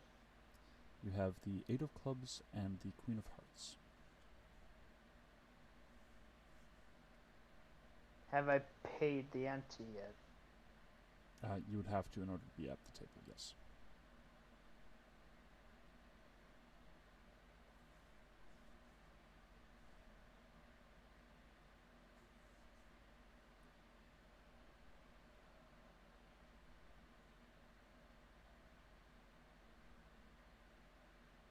So far, nobody else seems to be raising.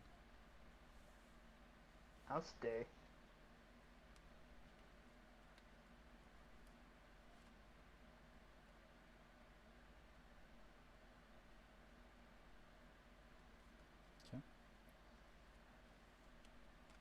The flop is 7 of clubs, 8 of hearts, and the 7 of hearts.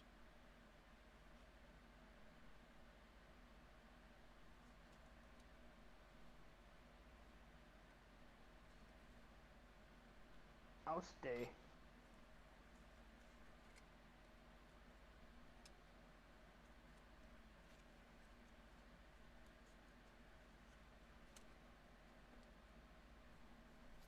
Alright.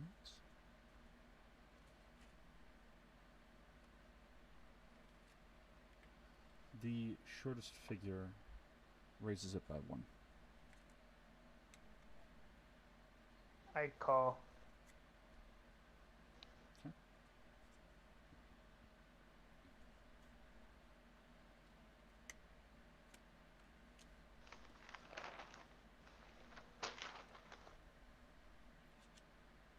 The turn is the 8 of spades. Fantastic. I have the 8 of clubs and the Queen of Hearts, right? Correct. Fantastic. Yeah, I'll stay. Okay.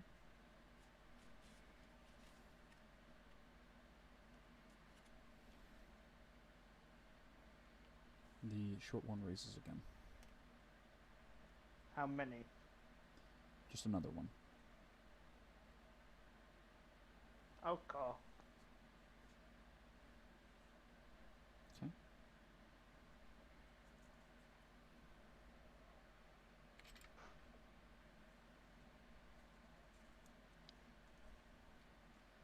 And the river is the Queen of Diamonds. Fantastic. I will raise 1.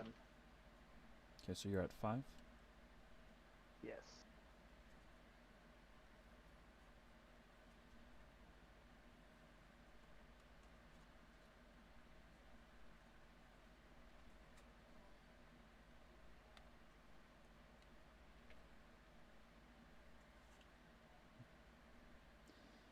The skeleton folds, the others call. Fantastic.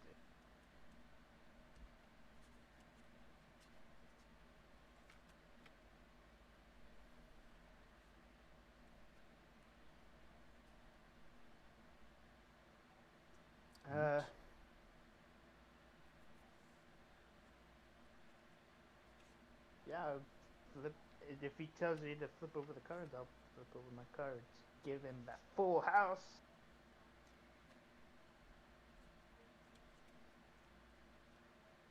Alright. The dealer shows a queen and a 9 of hearts, a queen of spades and a 9 of hearts. So you've beaten them out. Yeah. The woman shows a 6 of spades and a 9 of spades, just gives a shrug. Yep. And the short one shows a ace of clubs and a 7 of spades. Nice. So you've won the pot. Yeah. That gives me what? 20?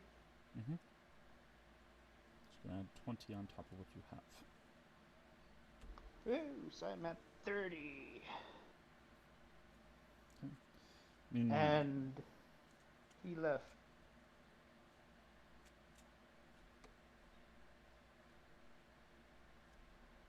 okay. Alright, well, I'll just quickly deal out that for Fulcher. He said he was gonna count cards. Right. I don't see that as being bad in any way.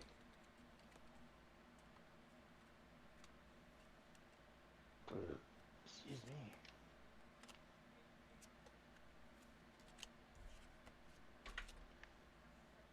Well, they presently have 19, and they're the highest.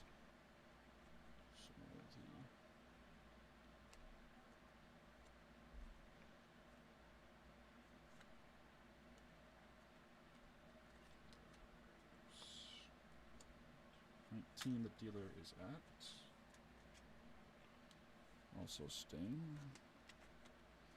Someone busts.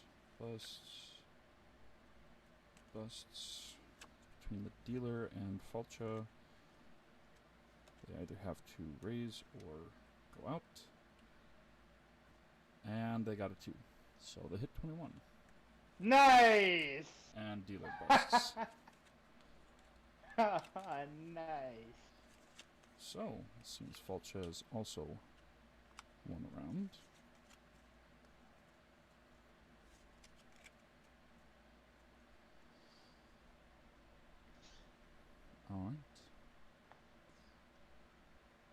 So, So, as you are playing, a individual comes up to you who looks a bit like if somebody took Jiminy Cricket and enlarged him to be about your height, and then decided to stick a bunch of metal spines atop his head and shoulders. he looks like a very friendly kind of person. They look like a very friendly kind of person. Who's asking about the eye in the sky? Oh. Well, not really. I just made a comment about them, how they look nice, and that's about it.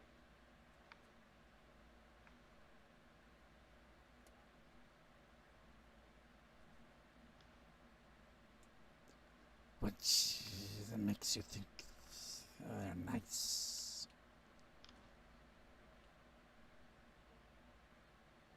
They're like mobile security cameras, which is pretty cool.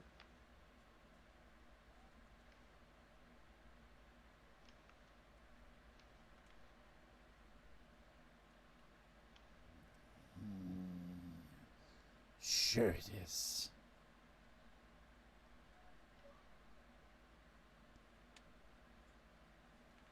I'm not, you know, if you can't tell, I'm not from around here.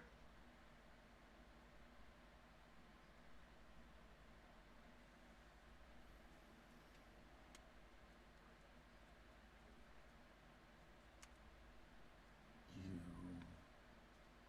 reek of mortality.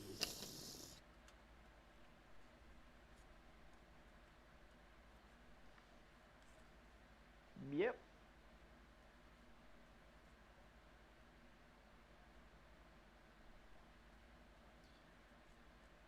What big fish dragged you in their wake?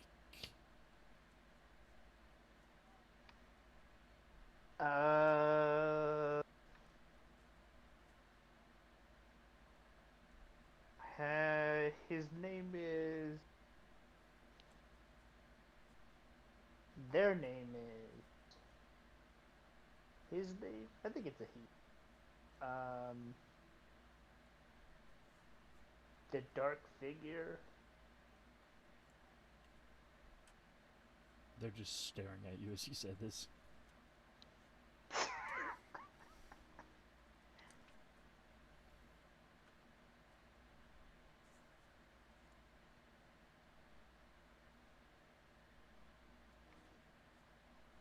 Just trying to win back my soul, you know. How that goes.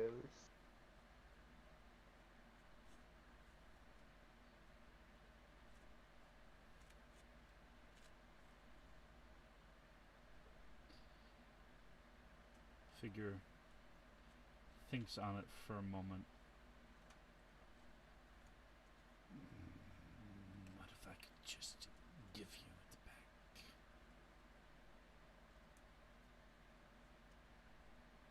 No, that's very kind of you, but I think I have a pretty good shot of winning enough money, quote unquote, to get it back.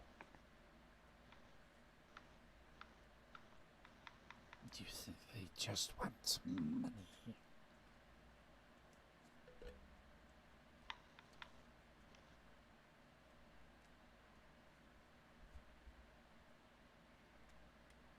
The soul coins. We use it as currency, but it's money all the same to us. You think this dark figure only wants money?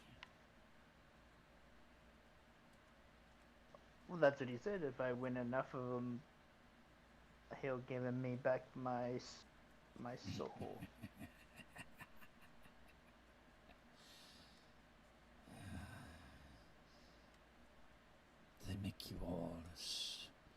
stupid as you where you come from. Pretty much, yeah. Must be a ripe feeding ground for them. Hey, you're welcome to go anytime. I'm sure you can find someone. Where are you from? I am from blah. Because I don't know really where. Out of character. I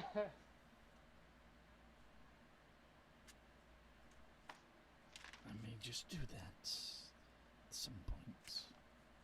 Can always use more staff for the kitchens. Are you the owner of this place? Or manager? One of many investors.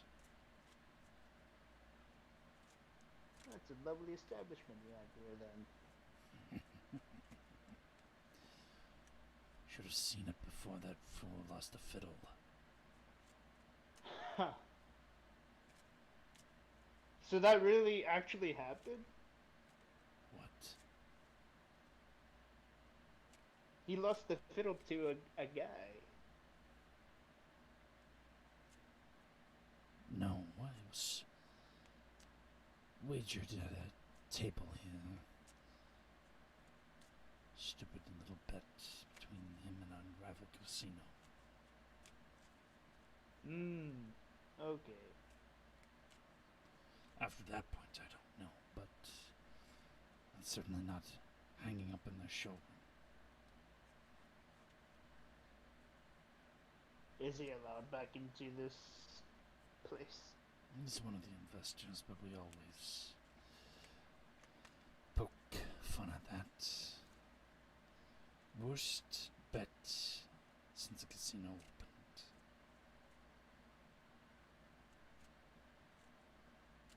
Yeah. I can see that. At least it's not as bad as that one time.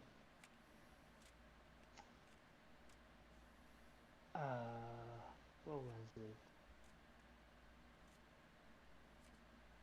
That one demon who lost his souls to an entire town, to that one other demon hunter guy. I think his name was Ghost Rider.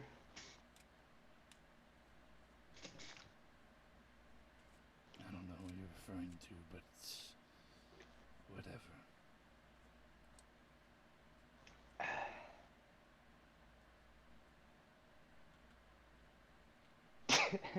Yeah, it's whatever. It's probably made up anyways. Well, enjoy establishment. Gamble, drink, eat, and be merry. And he Can I get married here? pats your shoulder. Mary, he said. But Oh, I know. MERRY. I suppose if you find the right person, I don't know.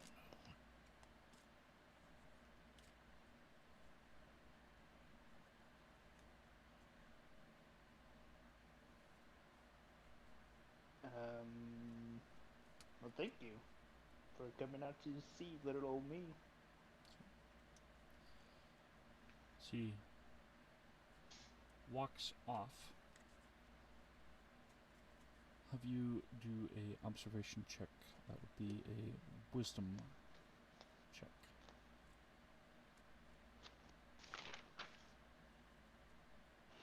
So I roll a D4. Mm-hmm. Hooyah! That is a 3 plus 3. So 100.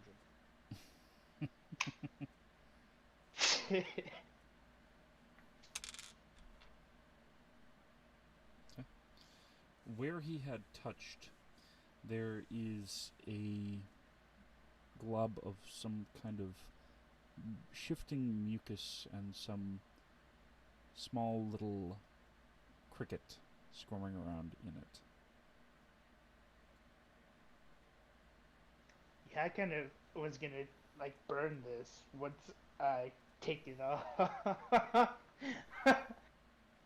Oh, but it's not mine to burn, so I can't do that. He's already walked off. I'm going to like to get a napkin, like a cocktail napkin, and just try to wipe it off. Okay. Go ahead and make a finesse check. Or you can make an attack. If you're doing an attack, you can just do a straight d6. As the cricket is trying to move along your shoulder toward your head. Yeah, that's a 6 to try to grab it with my finesse. Okay. As you grab it with a napkin, the cricket itself turns into a puddle of goop that has suddenly just started spreading out into hair-thin tendrils that are squirming around, and there's a soft sound coming from it as it is still squirming in your grip, trying to reach out towards your head. Yeah, I'm gonna throw it on the ground and step on it. Okay. And the dealer just stands there, arching a brow. Do you want to be dealt into the next game? Is Santa jolly? Typically he's manic depressive, but I'm not sure what that has to do with anything. Yes, he steals me and Mm. put in the 2 chips.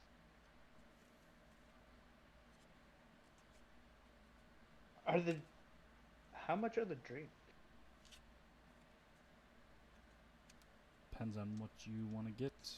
As the waiter goes by, you can try and flag him down. Okay, what do you recommend? You're asking the dealer that, or? Yeah! Okay. Unless you've been there before, I don't know. Well, no, you just asked it like as if there was a menu nearby or something like that, so that's why I was asking. Oh no, this was in character. Okay. My bad. They range in price from single chip up to 60.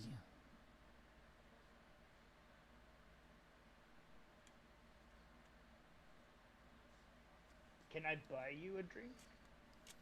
Certainly. Not going to turn it down.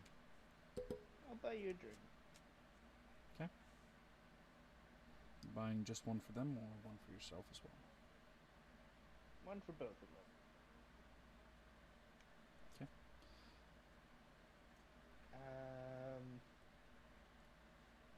Something in the 2-chip price range. Okay. Go ahead and mark that off. Alright. And they place an order. Go ahead and make a intelligence check.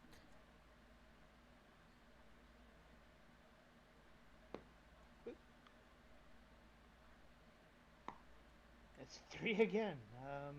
So that's a 4. The script, as you're looking at it, when they show you the menu, does not look like it's something that you recognize. Not immediately, at least. There Okay. appear to be 3 different options at that price range. I'll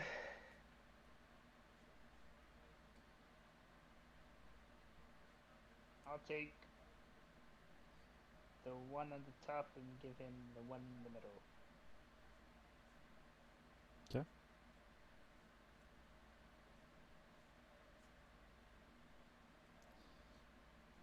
soon they come back with the drinks as the cards are being dealt. This time, Fantastic. the skeleton is no longer at the table. Sad day. Alright, the first two cards dealt are the Jack of Spades and the Seven of Spades.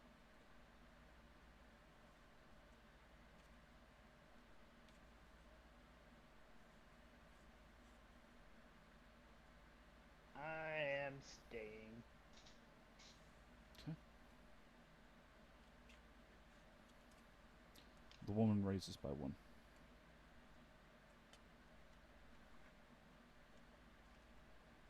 I will call. Okay.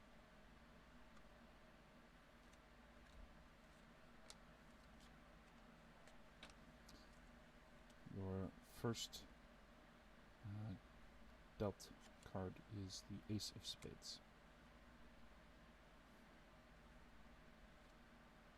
What? I said your first dealt card to you is the Ace of Spades. Who got the Jack of Spades and the Seven of Spades? Hang on 1 second here.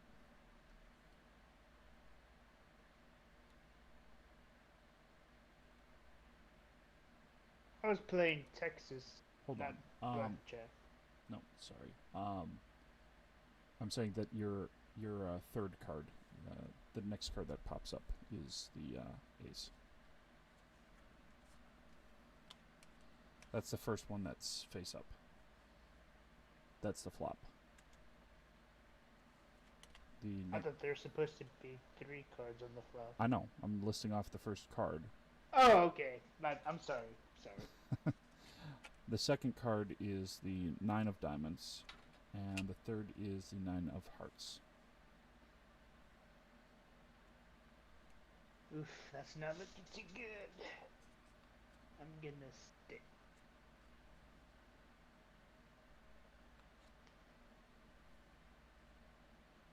Okay. Everybody else stays this round.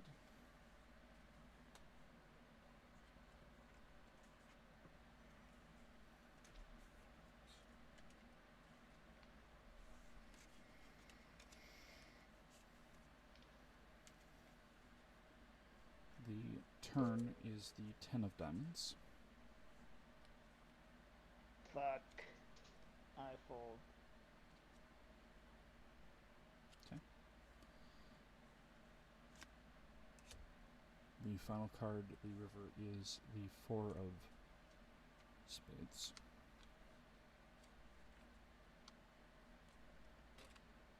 And nobody has anything. So the dealer wins. I would add Jack as the next high card. Yep, but you folded. Everyone else had it lower than Jack? No, the dealer had a king. Oh, then yeah. I'm glad I folded. No, they had a king and a queen. Oh. But nobody had anything to get a pair except for the turn in the river, so they didn't really get anything. Alright. Your two pocket cards are the Five of Diamonds and the Two of Diamonds.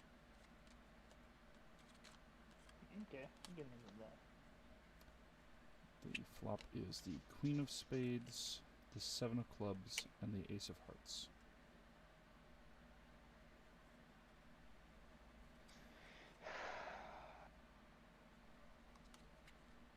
I fold. Okay.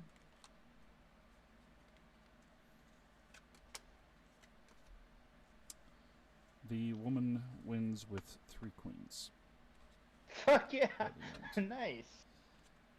The That's a little nice. river was a queen and one of the flops was a queen, so. Alright.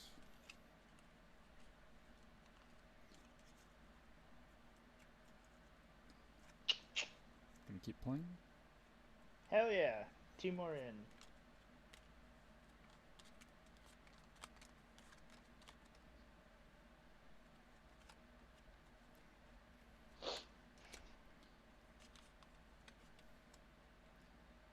Your pocket cards are the King of Clubs and the Five of Clubs. Okay. I can live with that. I'll stay.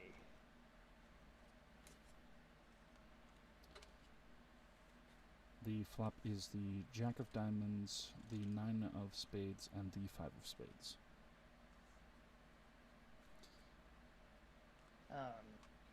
Don't mean it like that. I'll stay. Okay. Everybody else is staying. The turn is the Nine of Clubs. Oh boy. The woman raises How many? 1. I'll call. Okay. The shorty is folding. Final card is the Six of Diamonds. Okay. I'll stay. Alright.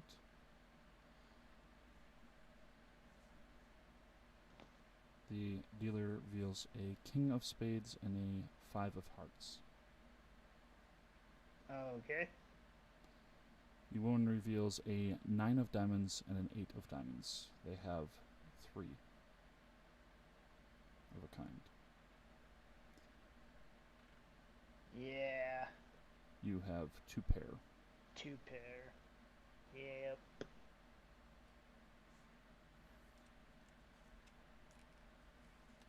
She wins.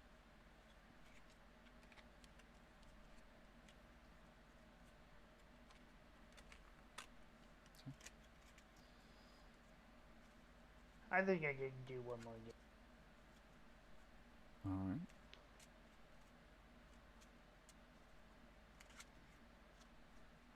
The shorty calls the waiter over and orders a large cigar and a drink.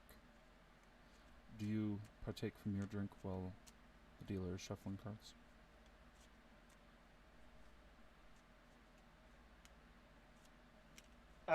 Once when they had brought it over, I would have drank it. Okay.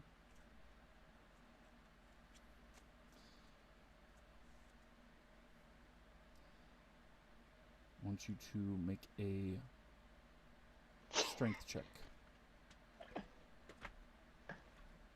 Fantastic. What's my strength? 2, 5. It is very strong, but you manage not to cough it all back up.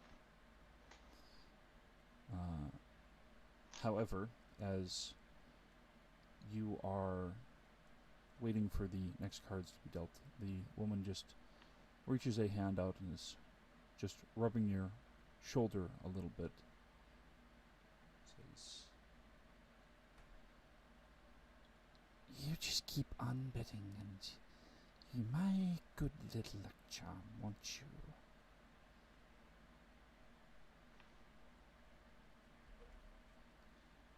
go ahead and make a will check. That's what I fucking thought.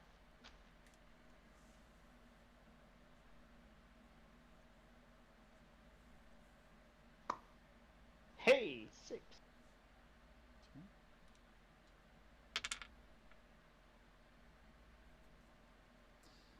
While you don't feel compelled to just keep betting and betting and betting, you do, strangely, despite how weird their face is, think that their otherwise form seems to be interesting. That's a word I'll use. They are an interesting kind of person. Right.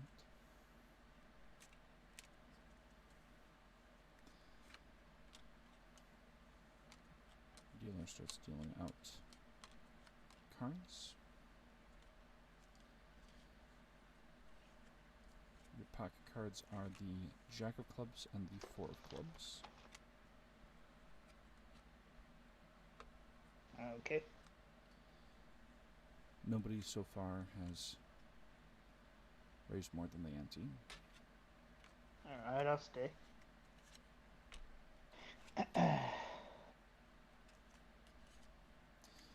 The flop is the Jack of Hearts, the Six of Spades, and the Nine of Diamonds.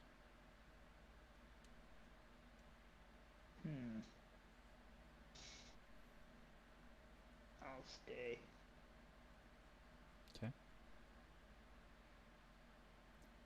The woman's face opens slightly in the mouth. There's a little hiss and a little bit of drool dribbling down. The turn is the Eight of Diamonds.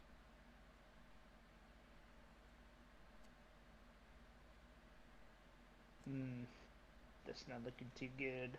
Nobody is raising. I'll stay. Her mouth opens a bit more, still hissing and drooling.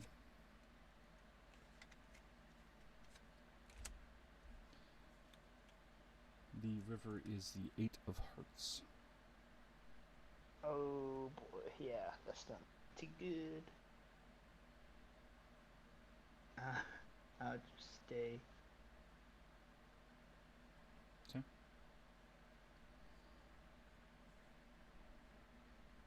The shorty folds.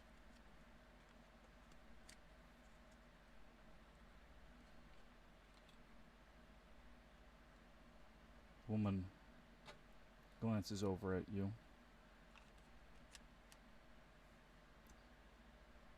Looks at your stack of chips. Slides in equal measure to what you have. I fold.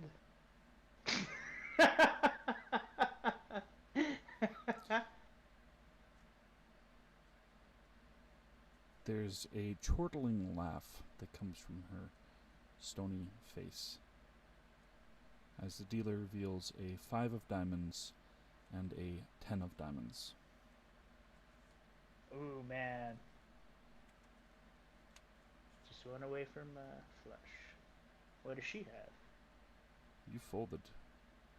She flips over the Jack of Spades and the 3 of Hearts.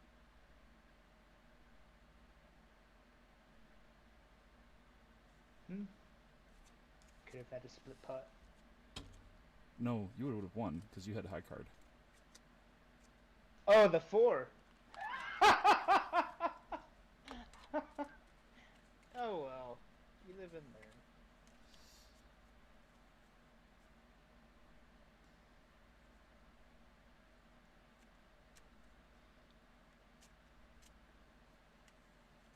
She gathers up all of her chips. She glances around at the others at the table and over at you.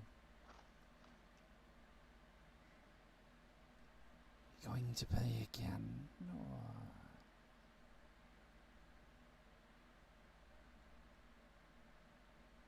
someone you have to run off and meet?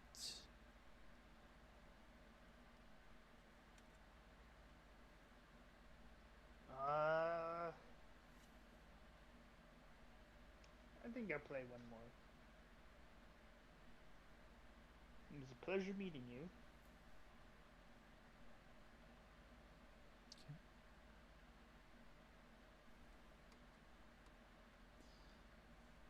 Likewise, I think.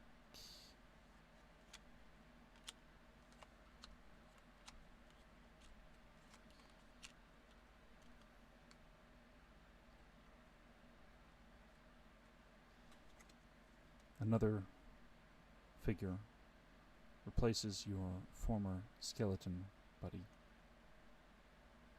Skeletor.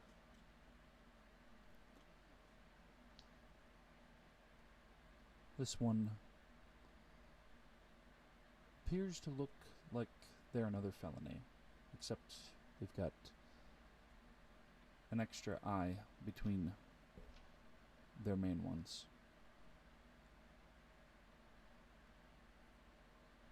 That's cool. I greet them. How's it going?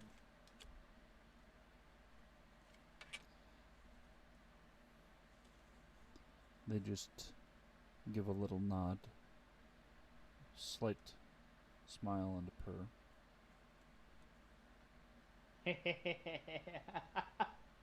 Oh yeah, the kid purr. Okay. I'll make sure to keep my tail in my lap so I don't give away any tails.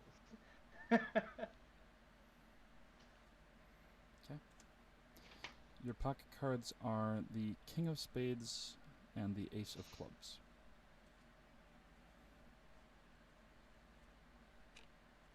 Okay.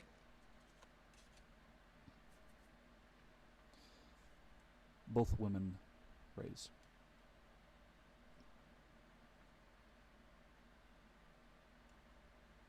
One. Yes.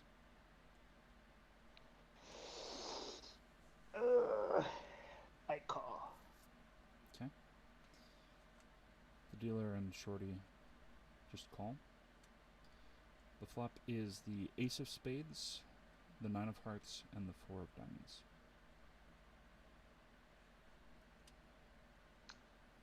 It's nice. Shorty raises. I will call. Okay. The others call. The turn is the Two of Hearts. Oh, that's not good. Nobody else raises. I'll stay. And Give me a the king. river is the King of Clubs. Fuck yeah! I'm sorry. You have... No. I said that was the Queen of Clubs. Sorry. I misspoke. I was looking at the wrong pile.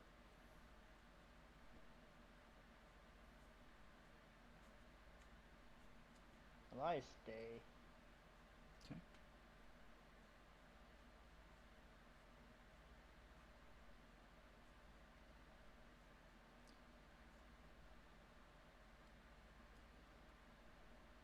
Shorty raises by 1.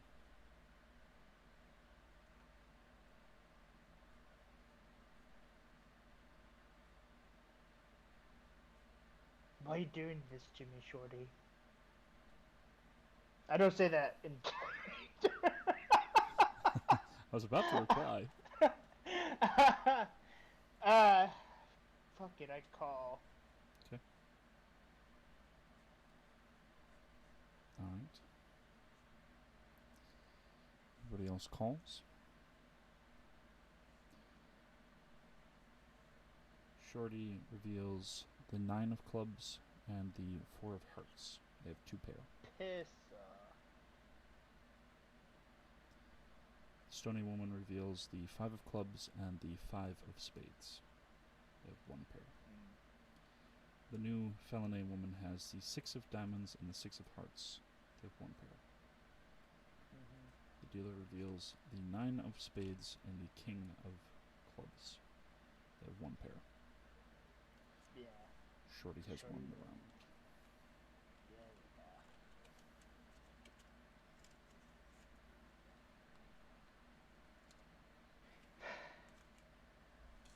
You know what? Fuck it. I'm gonna go all in and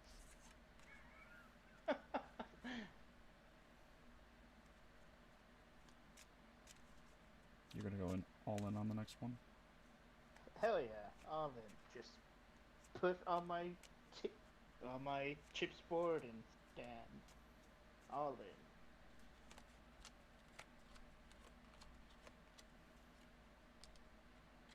Actually,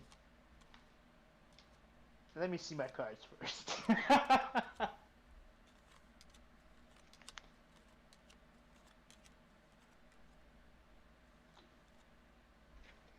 You have Not a the very King of smart Hearts and the Two of Diamonds. Yeah, that's not all in material. Nobody raises.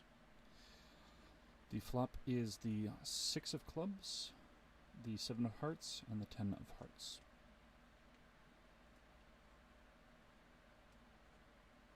I'll stay. Nobody raises. The turn is the 3 of Clubs. Piss.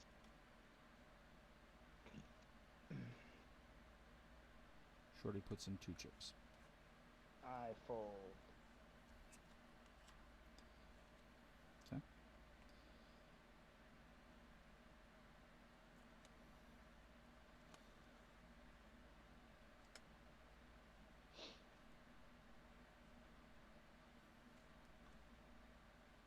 The Stony Woman raises 1 chip more. The Felony Woman folds. Shorty calls.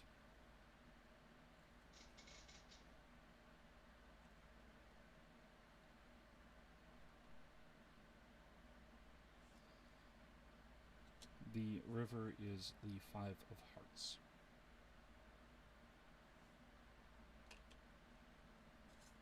We needed a turn to be a heart.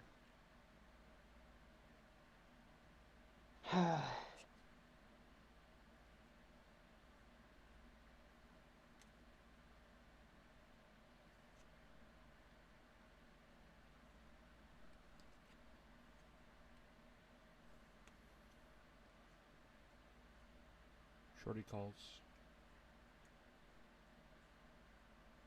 Woman raises another 2 chips. Shorty folds. The dealer reveals the 10 of Clubs and the 7 of Diamonds. They have 1 pair. He's got 2 pairs. Hold on 1 second.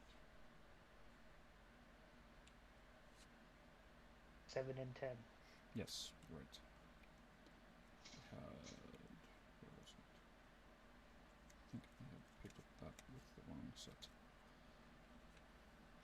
Yeah, there it is. Somehow got mixed with the wrong one.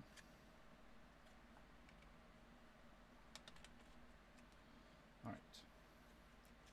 The woman, on the other hand, reveals that she has the 2 of Clubs and the 4 of Diamonds. What was she expected to win with that? She has 2, 3, 4, 5, 6, 7. 10's the only one that's not in use. She has a straight. What? You said...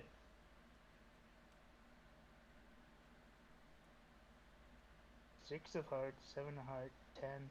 With 6 of Clubs, 7 of Hearts, 10 of Hearts, 3 of Clubs, 5 of Hearts for what was the communal cards.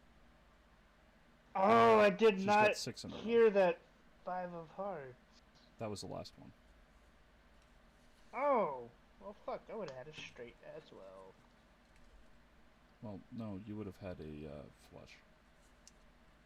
Because you would have had 5 hearts. Whereas she had 5 that were in a row. A straight beats a flush. I know.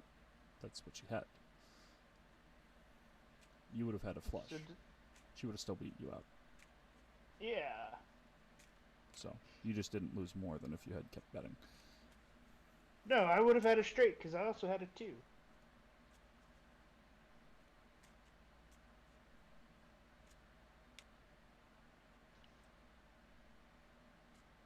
Then it would have been between your high cards, actually. Yeah, you would have King won of with the Hearts. king. Yeah, I know! Come on, Micah. Hey, you folded. Come on, man. She just looks in your way and says, "Good luck, chum." Hell yeah. At least someone's winning. If no one was winning, that'd be very suspect of the table.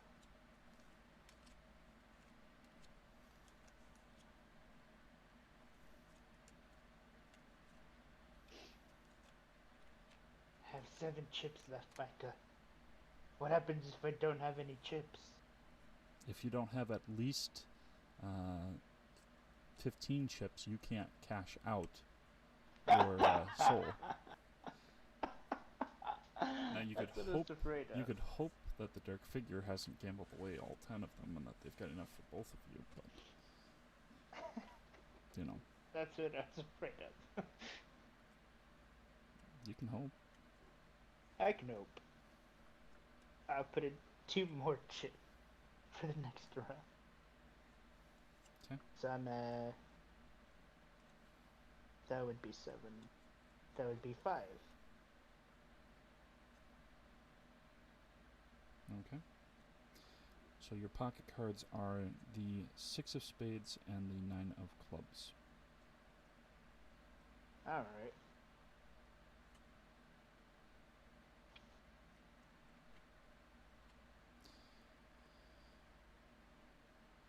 Nobody is raising to start. That's good. The flop is the 4 of hearts, the 9 of spades, and the king of clubs.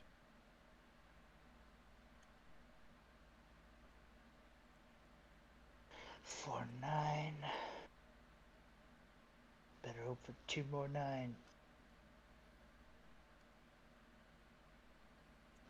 I'll stay.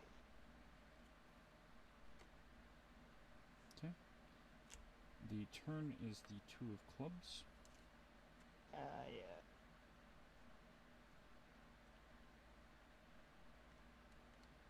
If anyone bets, I'll fold. Nobody is betting yet.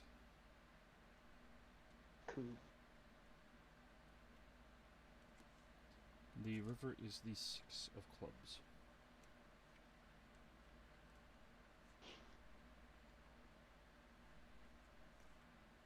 Fantastic.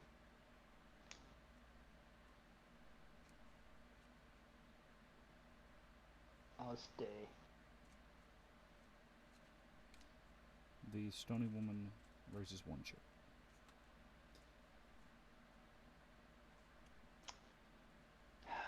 Why you do this to me? The felony woman calls.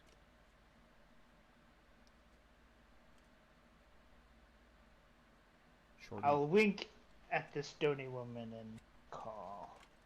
Shorty folds.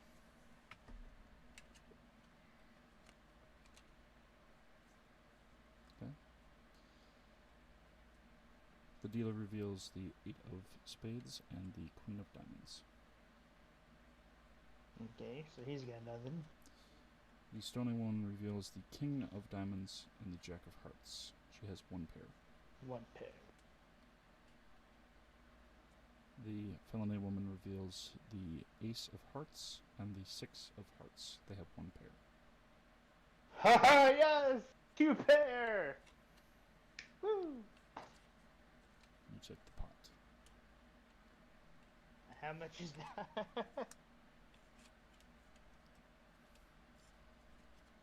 Let's see.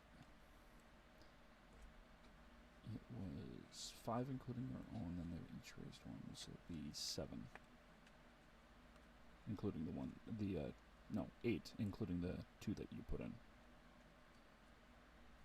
So I get, 6 bonus. I'm at 10.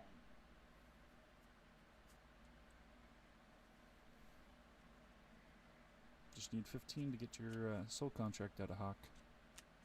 Yeah, but now I'm at 8 because I'm playing again. Hmm?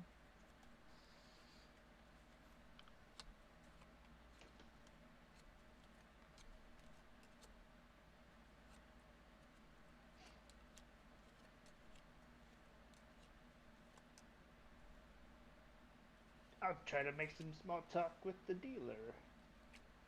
Okay. What are you going to say? Talk about all the small things I know about. No, ask him how long has he been working.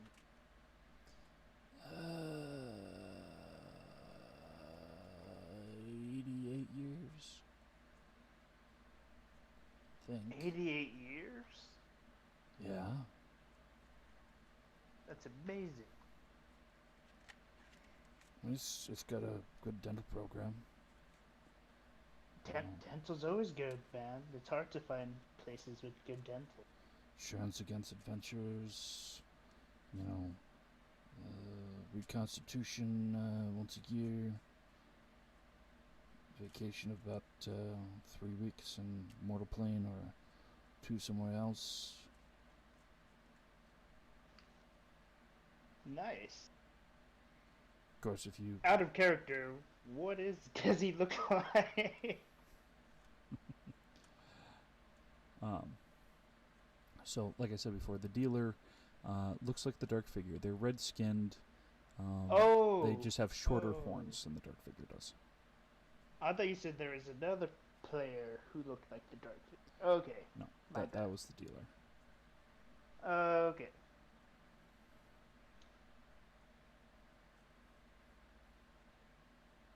I hear their mortal plane is very nice this time of year. you'd be one to know, wouldn't you? Yeah. Alright, your pocket cards are the Jack of Clubs and the Jack of Diamonds. Oh yeah. I'm loving this hand. The felony woman raises.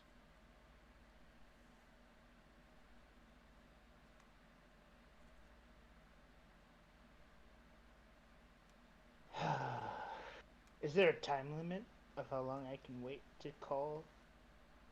Just until it goes around. Okay. I'm just gonna look at my cards like they're gonna be like 2 inches away from my face. Look at her, look at my cards, put the cards down, call. Okay.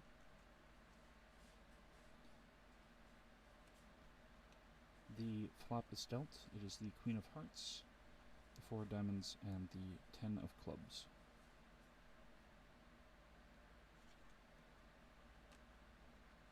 The 10 of clubs? Yes. That's not bad. This is the shorty there too? Shorty is there. They've so far just called. I'll call.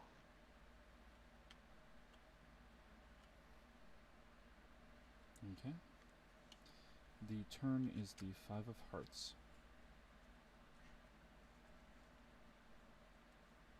Hmm.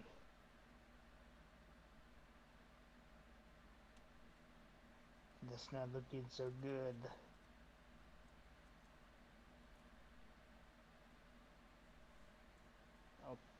Okay.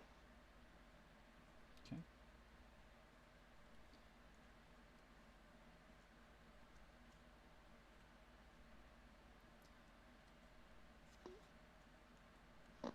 The feminine woman raises by 2 chips. Ah! She's like pulling out my claws, man. Jeez. She gives you a wink. Why? And she's looking at Mhm. her cards, glancing over at the dealer for a moment. Her brow furrows.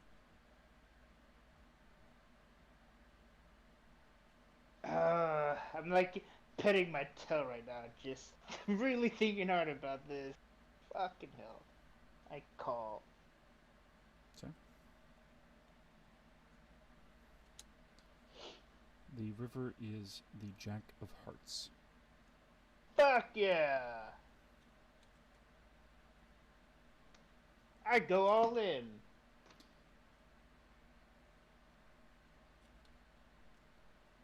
Five. So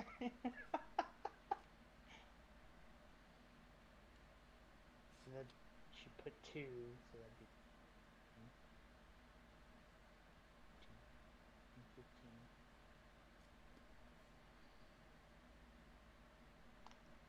15. The felony woman folds.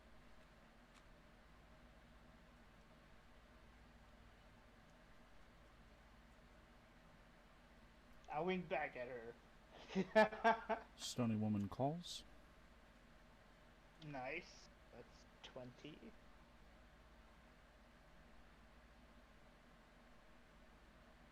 Shorty calls.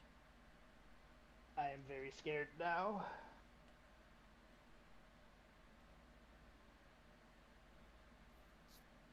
And the dealer just checks, see if you have anything else that you'd like to wager with or keep it at the same.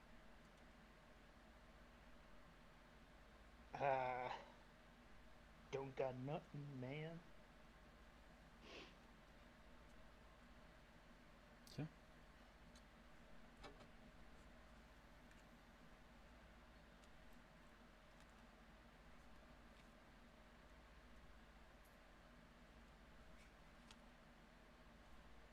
The stony woman reveals the queen of queen of clubs and the 10 of spades. She has 2 pair. Okay. The dealer reveals the 7 of hearts and the 3 of spades. Okay. The shorty reveals the 5 of spades and the 3 of clubs. They have 3 of a kind.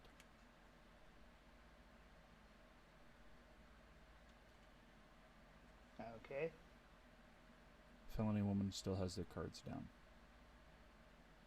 Well, she folded, so I win with my jack, the 3 of a kind. Okay. As soon as you reveal it, you're able to rake in the pot. Woo! Back to 30. As you're raking in the pot, the felony woman gets up for just a moment, and as she is getting up, her clawed hand flips over the 10 of hearts and the 3 of hearts. Huh. She winks at you. Oh boy, that was close. And walks over to your side. Oh no.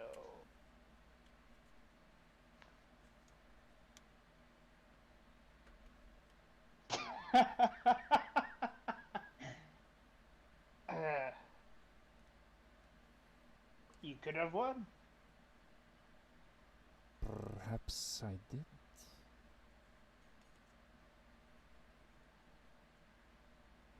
You see the central eye just blinks one time.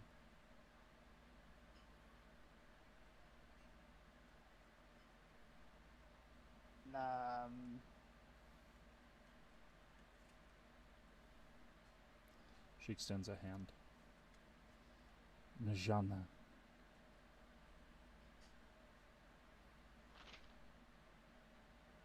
Majana. Najana. Oh, Najana. I am Critch, the bounty hunter.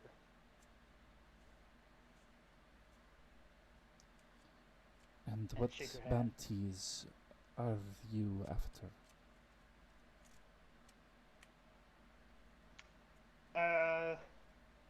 Whichever ones my producer sends me after. That's very interesting.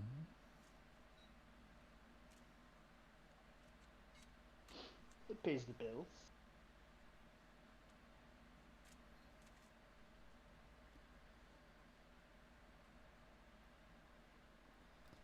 I have a very different sort of wager for you, if you are interested.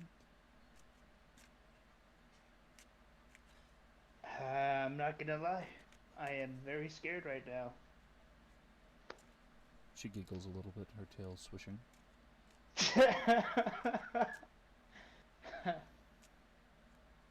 Can I know before I accept what we are wagering?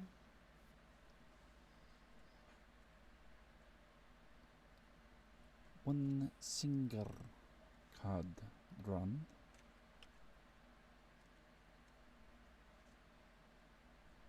Whoever's highest wins. Out of us two or everyone at the table? The two of us. But what if dealer win? It wouldn't be at this table.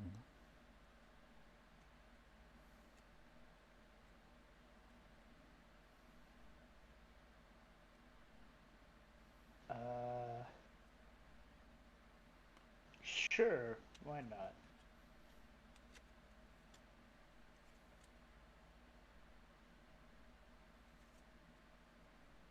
Alright. She leads you over to a table.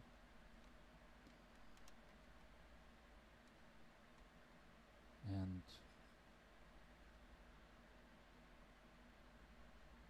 As she's leading Just- me over there, I'm gonna turn back to the stone lady and say, and mouth, help.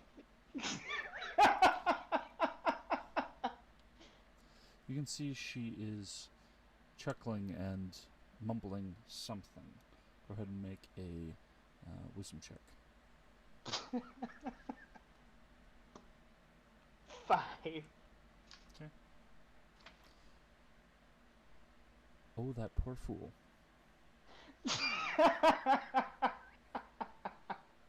I'm dead. It's okay. This is a one shot anyways.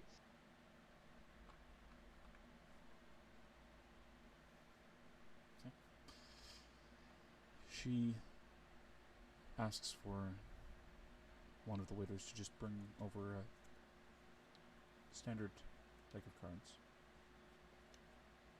Just a single one. Oh, she's going. Oh, this is set up. This is such a setup.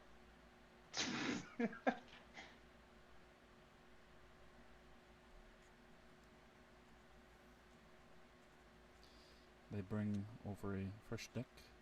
She hands it to you to shuffle. I will do the shuffling.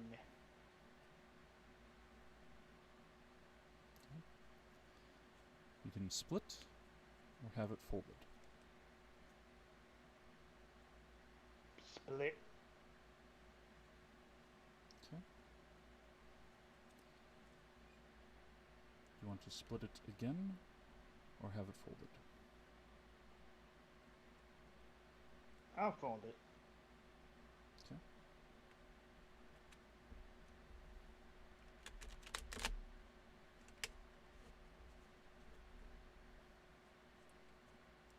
Do you want to have it shuffled further?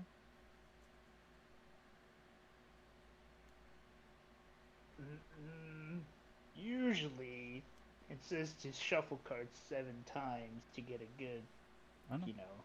She's letting you start shuffling it before she'll shuffle. Now, shuffle 7 times. Okay. Just split and fold, split and fold. Yeah.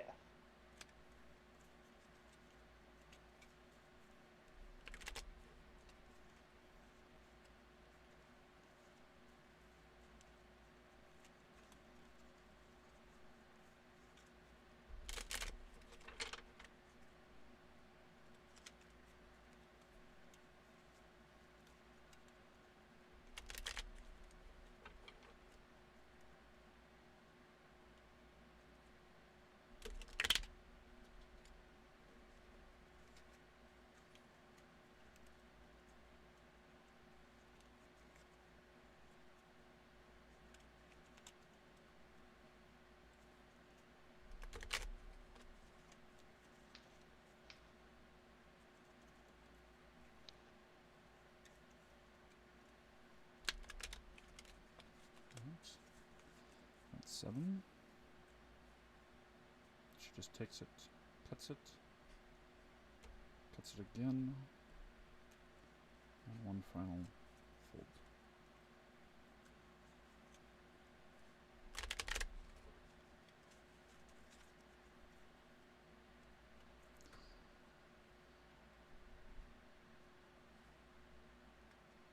Deals a card to you, deals a card to herself. Both face down. What are we playing?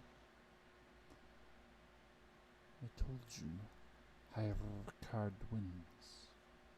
Oh, okay. What are you wagering? I will wager 5 chip.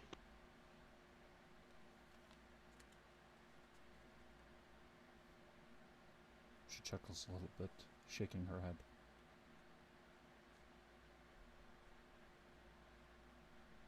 I was thinking of something else.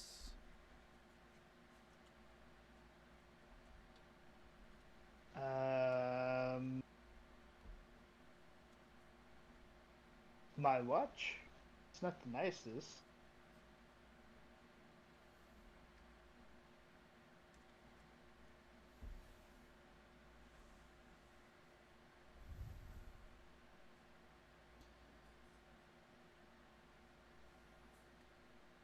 But it is human made, so I don't know how often that's found down here.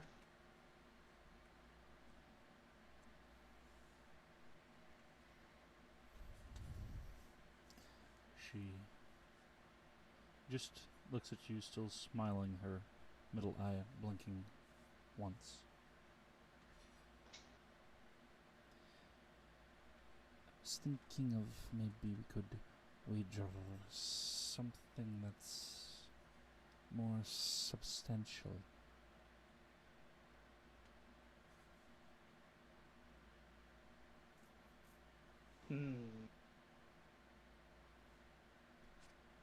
More substantial.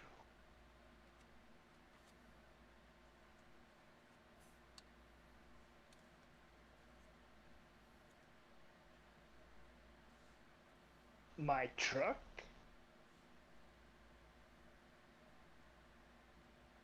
What is a truck? It is a vehicle that can seat up to 8 people. No. I'm not in need of transportation.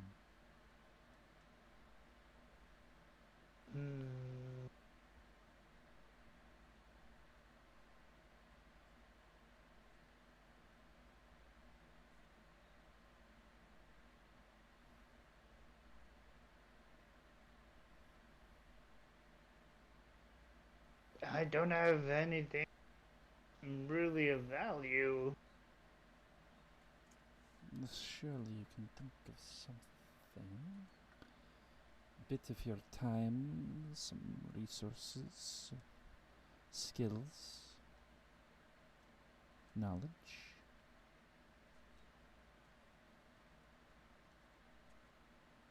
Oh, I do have a pretty good array of knowledge about guns.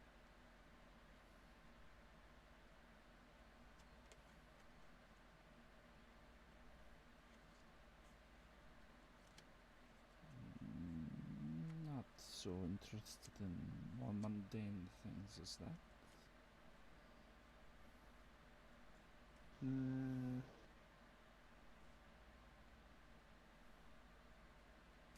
What skills do you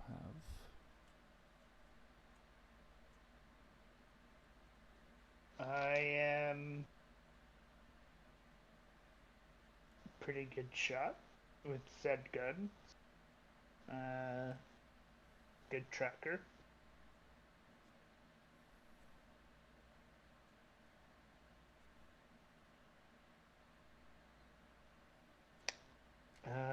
Not That's pretty much it. I'm not nothing special. Just a mortal trying to win back his soul.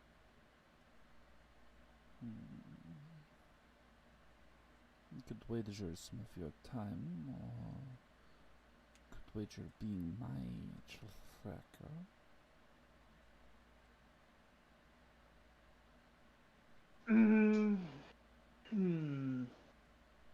And if I wager some of my time, you wager some of your time? Yes. Or I could wager some of my insight. Central eye blinks once more.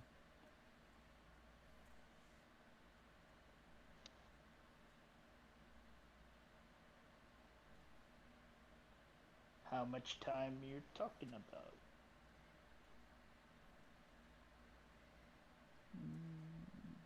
Depends on if it's immediate or to be called in later.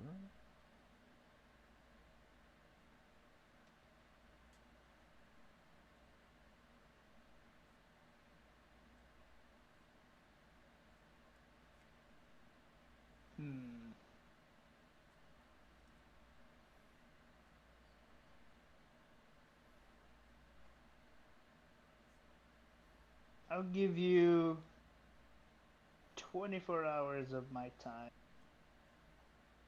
for you to use whenever you wish.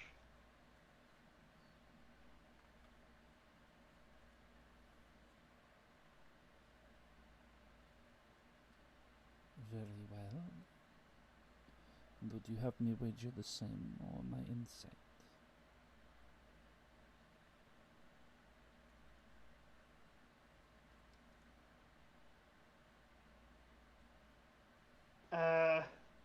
The same. Very well. Will your time include your insight? All of your skills available? We are bartering time in this case. Okay. If you're wanting my skills, you'll want my insight.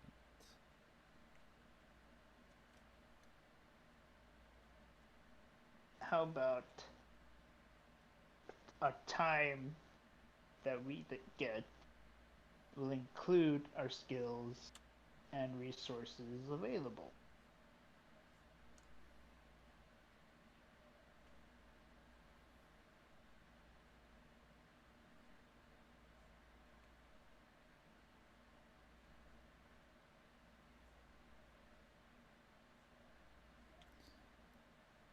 Your skills are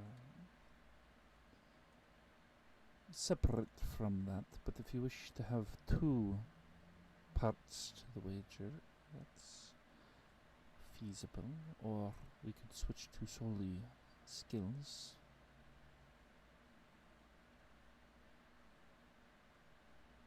For a limited period.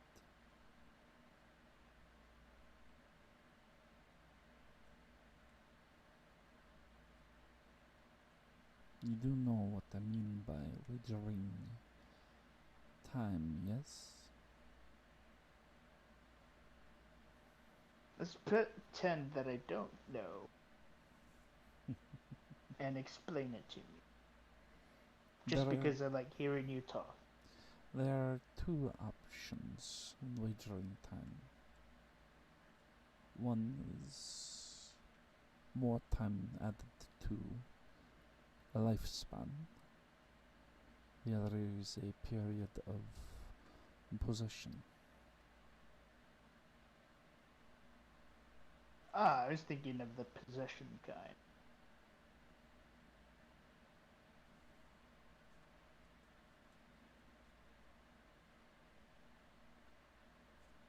"24 hours to do with each other what we feel like doing each other."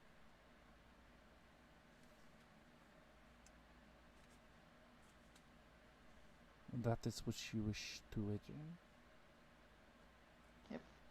24 hours of time.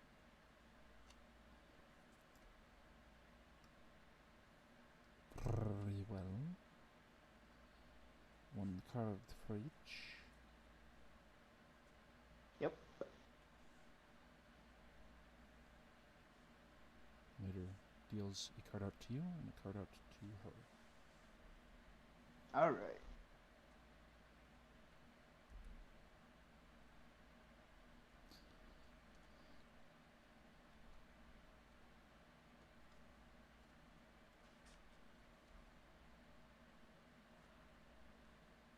She doesn't even look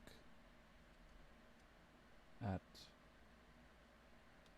the waiter, just looking right at you, looking at the downturned cards. And she says, "Do you want to go with the card you have dealt, or trade it for one?" If you trade Can I it, look at it? if you look at it, you will take it. If you trade it, you'll take the new one instead.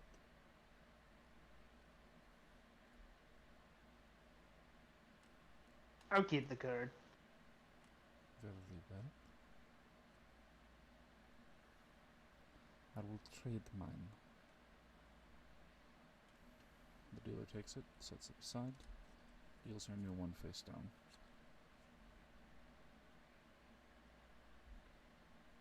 Smiles broadly, tail swishing. There are nothing else you wish to wager as well?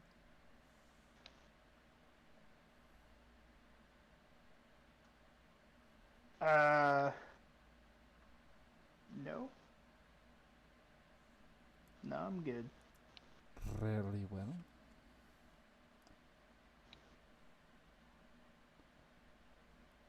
One, two, three. And cards are flipped. Yours is the Seven of Hearts. Hers is the Queen of Diamonds.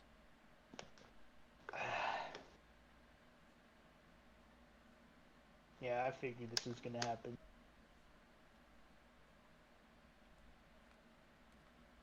It seems that I've got you for 24 hours. Yep.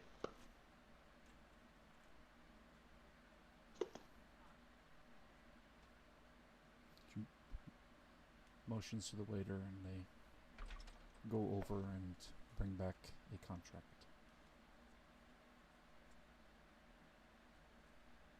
What contract? For 24 hours. Oh, okay.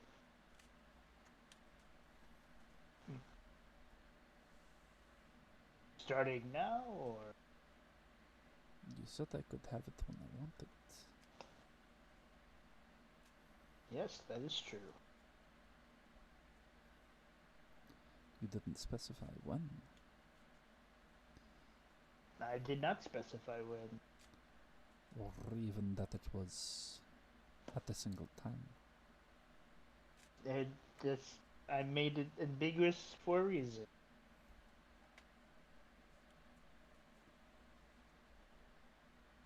It'll take an hour now. Sign. Okay.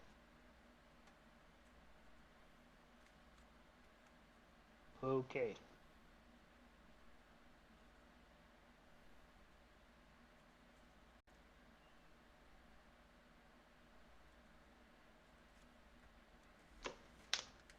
Can you sign it? I will sign it. Okay. Critch, the bounty hunter. Junior. No. The waiter makes sure to get a prick of blood and put it on the contract from each of you. And as soon as it is done, she's given the contract. She snaps her fingers, says, Wilhelm, take his form for an hour. And you find your Take his consciousness... Take his form for an hour. Ah. You find your consciousness pushed back within your body. Okay. And it rises from the table as she says, "Find out everything that this one and their companions have been up to. May be of use later. They should have taken the card."